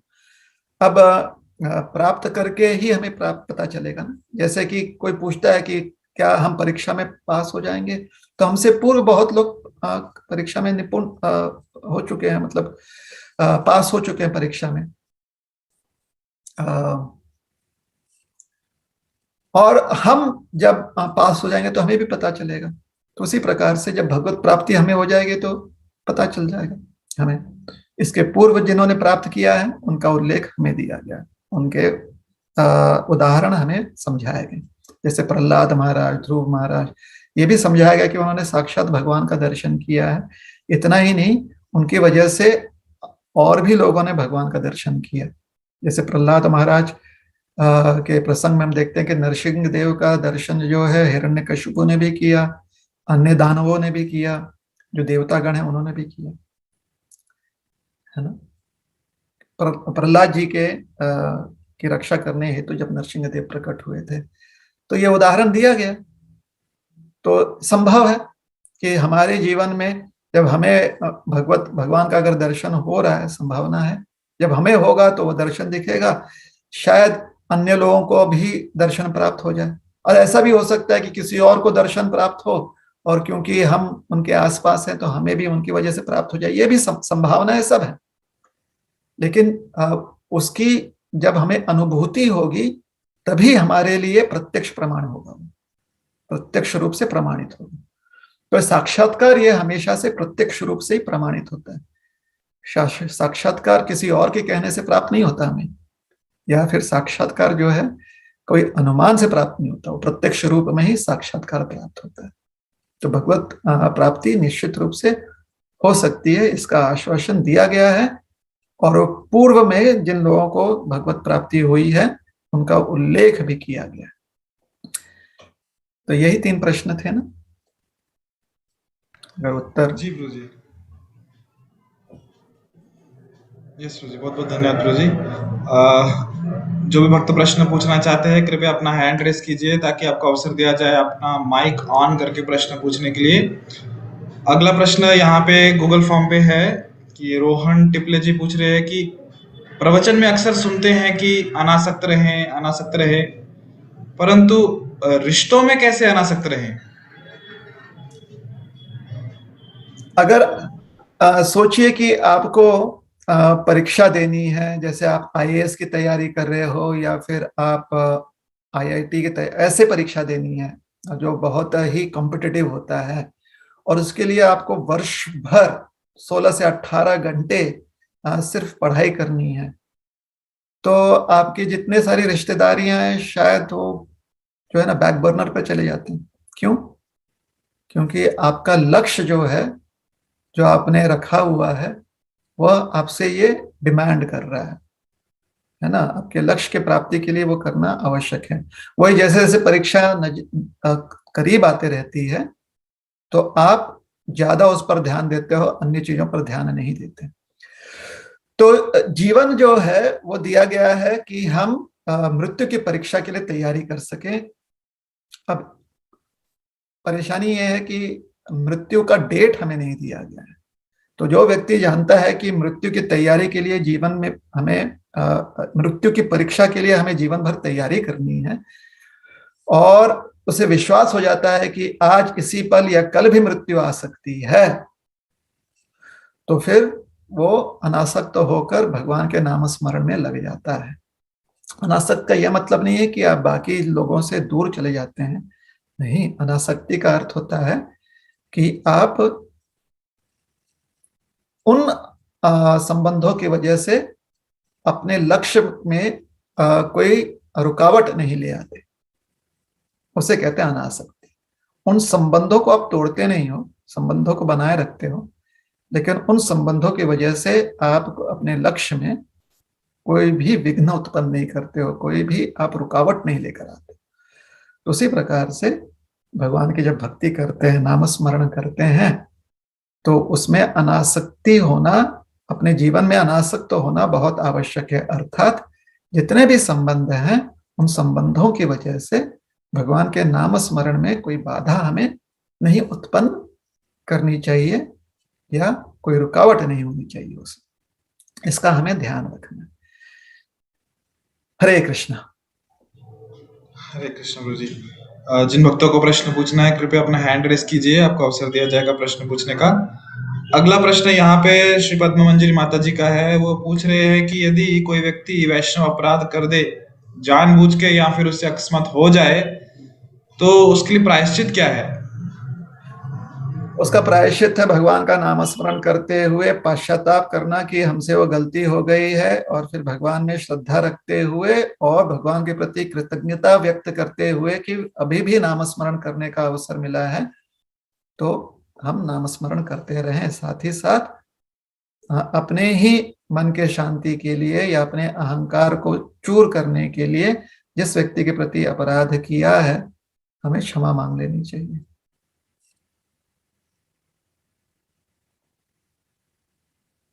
ठीक है, बहुत बहुत धन्यवाद गुरु जी। अगला प्रश्न है कि जब जो हमारी प्रणाली है, दीक्षा की प्रणाली, उसमें गुरु शिष्य को स्वीकार करते हैं या शिष्य गुरु को स्वीकार करते हैं?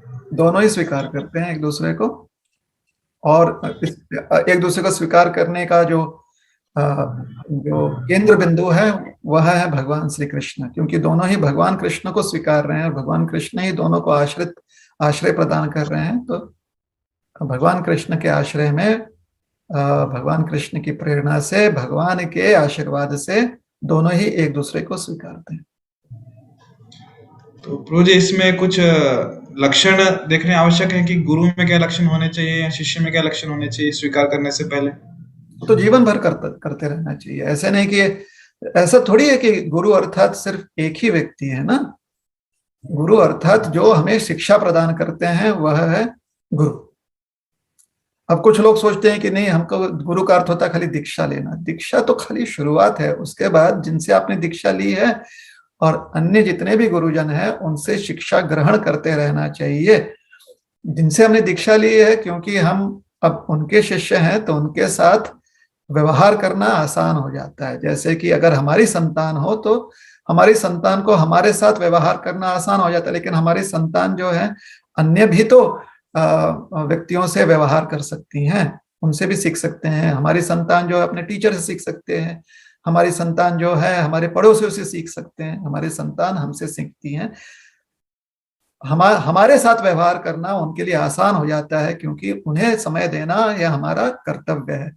उसी प्रकार से जब हम दीक्षा ग्रहण करते हैं तो शिक्षा प्राप्त करना अपने गुरु से, जिनसे हमने दीक्षा ली है, आसान हो जाता है, क्योंकि अपने दीक्षित शिष्य के लिए समय देना उनके लिए अनिवार्य है। साथ ही साथ शिक्षण हम जो गुरुजन है उनसे शिक्षाएं ग्रहण कर सकते हैं। ठीक है, तो यह शिक्षा ग्रहण करने की प्रणाली तो जीवन भर चलता है, दीक्षा के पूर्व, दीक्षा के समय, दीक्षा के उपरांत भी। और शिक्षा हम कहाँ से ग्रहण करते हैं? जहां से भी योग्य शिक्षा मिल जाए वह व्यक्ति योग्य है। तो यह लक्षण होता है जिन्हें हम गुरु मानते हैं, सिर्फ व्यक्तित्व के रूप में नहीं देखते हैं, हम देखते हैं कि वह व्यक्तित्व जो है हमें शिक्षा प्रदान करे। गुरु का अर्थ होता है जो हमें शिक्षा का आश्रय दे, जो हमें उपदेश प्रदान करे। तो जीवन भर हमें उपदेश ग्रहण करना है ना। तो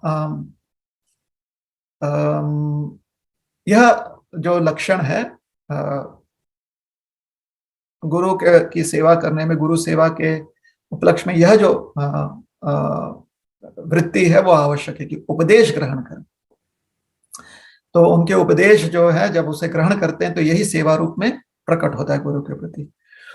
और फिर गुरु भी हमेशा उपदेश करते हैं तो देखते रहते हैं कि शिष्य उपदेश ठीक से ग्रहण कर रहा है कि नहीं, उसके लक्षण दिखाई दे रहे हैं कि नहीं, कि वो उपदेश ग्रहण कर रहा है कि नहीं। इस प्रकार से एक दूसरे के प्रति हमेशा से जागरूक रहते हैं दोनों, जीवन भर, दीक्षा पूर्व, दीक्षा के समय और दीक्षा उपरांत।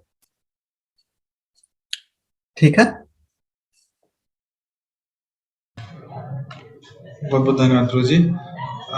अगला प्रश्न माधव आवले प्रभु पूछ रहे हैं कि हम हमेशा ऐसा बताया जाता है हमें कि मन की हमें नहीं सुननी चाहिए, मन को दुर्लक्षित करना चाहिए, और होता ऐसा है कि हम हमेशा मन की ही सुनते हैं, और कहा जाता है कि हमें गुरु शास्त्र और साधु की वाणी सुननी चाहिए। तो गुरु शास्त्र और साधु की वाणी में विश्वास कैसे हम बढ़ा सकते हैं और उनके उपदेशों को कैसे सदैव पूरे विश्वास के साथ आचरण में ला सकते हैं? अनियंत्रित मन की बात नहीं सुननी चाहिए, नियंत्रित मन की बात बिल्कुल सुननी चाहिए। तो ये हम थोड़ा सा जो है ना क्लियर कर देना चाहते हैं। अगर आपका मन अनियंत्रित है, आपका मन अनकंट्रोल्ड है, आपके मन में बहुत सारे उत्तेजनाएं हैं, बहुत सारे आपका मन विचलित रहता है, तो विचलित मन की बात नहीं सुननी चाहिए। जो मन स्थिर है, शांत है, सुखी है, संतुष्ट है, उस मन की बात निश्चित रूप से सुननी चाहिए। तो हमारा मन जो है स्थिर, सुखी, शांत कब हो सकता है? स्वयं के प्रयास से और मार्गदर्शन प्राप्त करके। जब जब आवश्यकता हो मार्गदर्शन प्राप्त हो जाए, तो मार्गदर्शन उपदेश रूप में प्राप्त होता है। तो जब व्यक्ति को पता चल जाता है कि उसे मार्गदर्शन की आवश्यकता है, when we are convinced that we need guidance, जब हमें पूरा विश्वास, पूरी श्रद्धा होती है कि मार्गदर्शन की अत्यंत आवश्यकता है, तब हम उपदेश ग्रहण करते हैं। और यही उपदेश तो गुरुजनों से हमें मिलता है ना। तो सिर्फ बिना किसी उद्देश्य के, बिना किसी लक्ष्य के अगर आप जाकर गुरुजनों के प्रवचन में बैठ भी जाओगे तो शायद कुछ बातें पसंद आ जाए, कुछ बातें पसंद ना आए, या हमारा ध्यान लगे या ना लगे, ऐसा हो सकता है। किंतु अगर आप इस उद्देश्य से जाओगे कि मार्गदर्शन की बहुत आवश्यकता है, तब एक एक शब्द आपके लिए महत्वपूर्ण हो जाता है। मार्गदर्शन की आवश्यकता क्यों पड़ती है? क्योंकि हम अपने मन को स्थिर कर सकते हैं। सिर्फ मार्गदर्शन से हो जाएगा नहीं, मार्गदर्शन के आधार पर परिश्रम करना, स्वयं का परिश्रम, स्वयं के कर्म बहुत आवश्यक होते हैं। प्रत्यक्ष रूप से किया हुआ कर्म हमें प्रत्यक्ष रूप से साक्षात्कार देता है।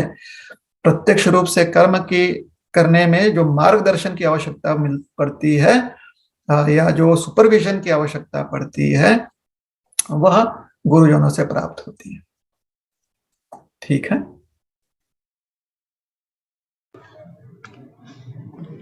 धन्यवाद प्रभु जी। माधव प्रभु, यदि आपको प्रश्न का उत्तर मिल गया आप प्लीज चैट में बता सकते हैं। और जो भक्त प्रश्न पूछना चाहते हैं कृपया अपना हैंड रेस कीजिए। आकाश शेट्टे प्रभु जी, आप अपना माइक ऑन करके प्रश्न पूछ सकते हैं।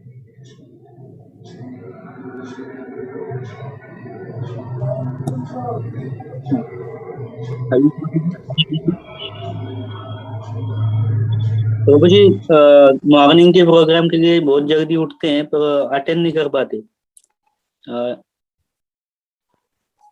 हेलो, हरे कृष्ण। सुन रहे हैं, बोलिए।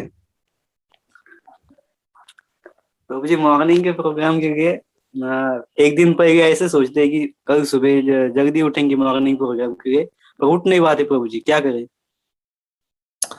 तो आप जो है इस्कॉन मंदिर का जो मॉर्निंग प्रोग्राम है उसके बारे में आप चर्चा कर रहे हैं, जो कि कार्यक्रम शुरू होता है अक्सर 4:30 बजे से शुरू हो जाता है कार्यक्रम, जिसमें मंगल आरती होती है, फिर उसके बाद नरसिंह आरती, तुलसी आरती, ये जो मॉर्निंग प्रोग्राम है उसके बाद बैठकर हम जप करते हैं। तो आप उसकी चर्चा कर रहे हैं, जो 4:30 बजे से लेकर 8:30-9 बजे तक चलता है, या फिर 7 साढ़े 7 बजे तक भी कुछ लोग करते हैं।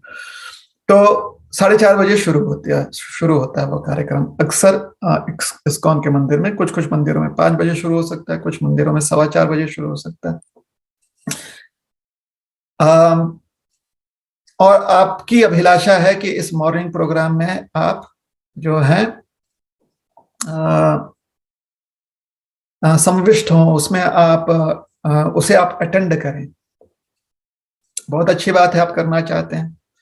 तो जब भी आप ऐसा कोई काम करना चाहते हैं जिसमें आपको एक समय पर उसका एक स्पेसिफिक टाइम होता है दिन में, तो उसके लिए आपको पहले से तैयारी करना बहुत आवश्यक है। और उस समय के पूर्व कुछ समय उसको आपको थोड़ा सा ब्रीदिंग स्पेस भी देना चाहिए। सोचिए आपको 4:30 बजे का आपका ये निर्धारित समय है, तो आपको 15-20 मिनट का समय देना चाहिए। 4:30 ना सोचकर आपको 4:10 सोचना चाहिए। अब सुबह उठने के लिए जिस व्यक्ति को सुबह उठना है, सोचिए 4 बजे उठना है, और उसकी आदत है कि वो 6 बजे 7 बजे उठता है, या सोच लीजिए 5 बजे उठता है और उसे 4 बजे उठना है, तो उठने के लिए सिर्फ अलार्म की आवश्यकता नहीं पड़ती। उठने के लिए यह भी आवश्यक है कि पहले आप जल्दी सोने का एक नियमावली, एक जल्दी सोने की एक आदत लगा लें। तो सोचिए आपको 4 बजे उठना है। आज तारीख है, आज जो दिनांक है 19 तारीख है, 19 जनवरी, और आपको लगता है कि 20 जनवरी से आपने सुबह उठना है। तो हमारा यही निवेदन है आपसे कि आप 20 जनवरी से उठने का कार्यक्रम जो है वो आप रख सकते हैं, या नहीं भी रखे तो चलेगा, किंतु 20 जनवरी से आप ये कार्यक्रम जरूर निर्धारित कर लीजिए कि आप रात में 9 बजे सो जाएंगे। 9 बजे आप सो जाएंगे, 9 बजे आप लेटेंगे, ये बात नहीं, 9 बजे आप नींद में रहेंगे। ये आप जो है नियमावली बनाएं, और यह नियमावली ज्यादा आवश्यक है। सुबह आप उठने का आप जो है नियम बनाए ना बनाए वो आप पर हम छोड़ देते हैं, लेकिन 9 बजे रात में सोना है, ये आप नियम जरूर बनाएं। 1 महीना 15 दिन अगर आपने ये नियम पालन कर लिया, उसके बाद सवेरे 4 बजे उठना आपके लिए थोड़ा ज्यादा आसान हो जाएगा, थोड़ा आराम से आप कर पाएंगे। ठीक है ना? तो निवेदन ये है आपसे कि शरीर को जितनी नींद की आवश्यकता है वो देना बहुत आवश्यक है। कुछ लोग सोचते हैं कि नहीं, हमने तो सुना है कि 6 घंटा काफी है सोना, या 4 घंटा काफी है सोना।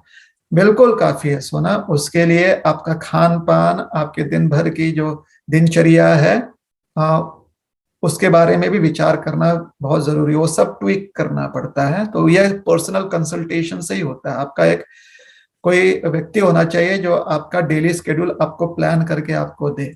तो इसको जेनेरिक वे में हमें समझाना, मतलब एक पब्लिक वे में समझाना उचित नहीं होगा। लेकिन यह योग्य बात कहना है, यह योग्य है कि 9 बजे सोने का प्रयास कीजिए। फिर 6 घंटे में आप 3 बजे नहीं उठ जाएंगे। उठने का भी आप ज्यादा जो है विचार मत कीजिए, है ना। 9 बजे सोने का प्रयास कीजिए। अलार्म आप 4 बजे का लगाना है 4 बजे का लगाइए, या फिर अलार्म लगाने के बाद भी आप उठते नहीं है तो 5 बजे उठ रहे हैं, 6 बजे उठ रहे हैं, कोई बात नहीं। 9 बजे सोने का प्रयास कीजिए। 15 दिन तक, 1 महीने तक अगर आपको इसकी आदत लग जाए, उसके बाद आपको अलार्म जितने बजे का लगाना है आप लगाइए और उठिए। अगर यह आपके जीवन में आपको इससे लाभ मिलता है तो हमें जरूर सूचित कर दीजिएगा, और अगर फिर भी परेशानी हो रही है तो आप हमें बताइएगा। ठीक है ना।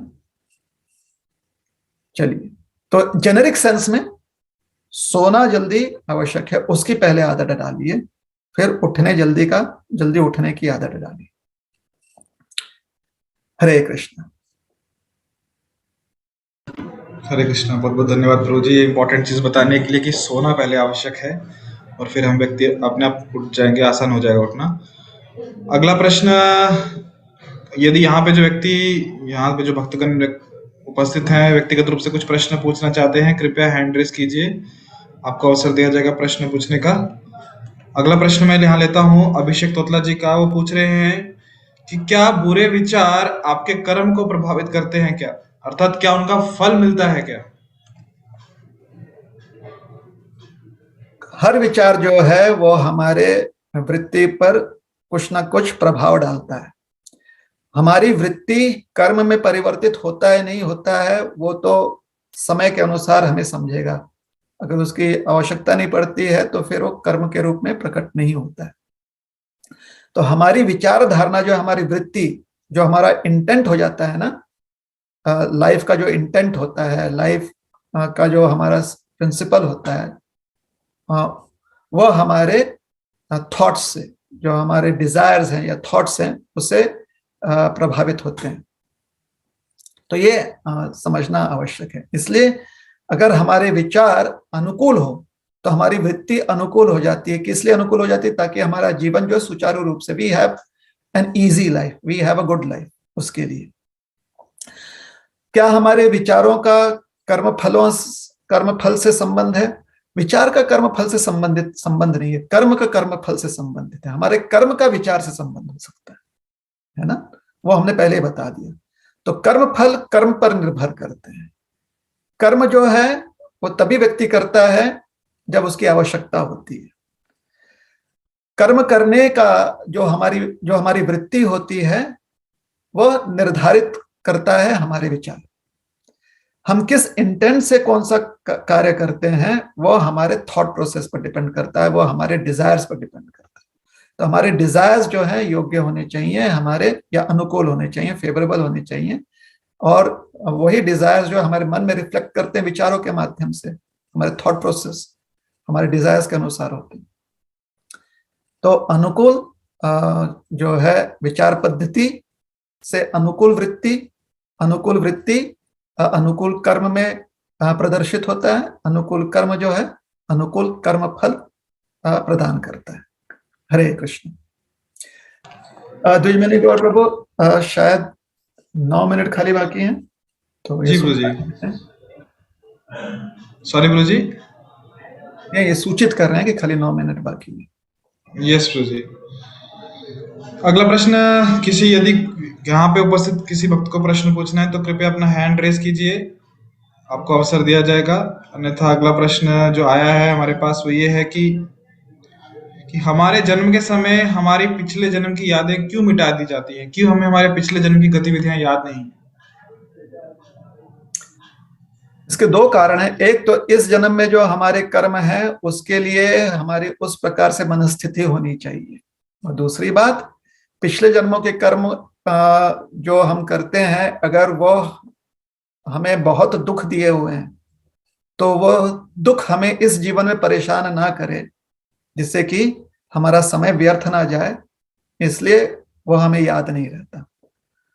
तो ये 2 कारण हमने दिए थे। लेकिन अब एक उदाहरण आपको देते हैं। सोचिए पिछले जीवन में हम किसी और योनि में हमारा जन्म था। सोचिए हमारी योनि थी सुअर की योनि। उस योनि में विष्ठा खाना में पसंद होता था, खीर खाना इतना पसंद नहीं आता था।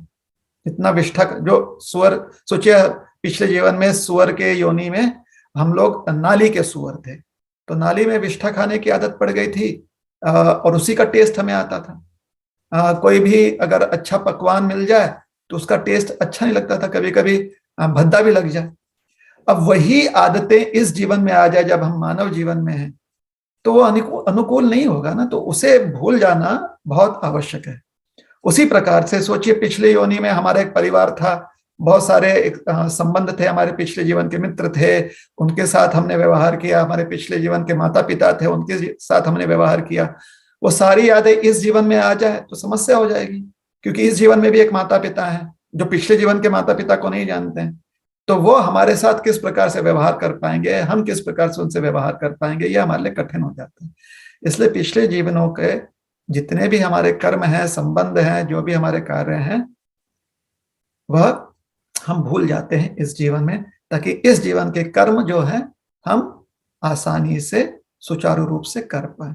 देखिए, पिछला जीवन हो, इस जीवन हो, जो जीवन हमें प्राप्त है उसमें हमें मुक्ति प्राप्त करने की अभिलाषा रखनी चाहिए, और सर्वोच्च स्वरूप मुक्ति की है भक्ति। तो अगर हम पूरी तरह से भक्तिमय हो जाए, भगवतमय हमारी वृत्ति हो जाए, चेतना हो जाए, तो यह हमारे लिए लाभदायी है। ठीक है।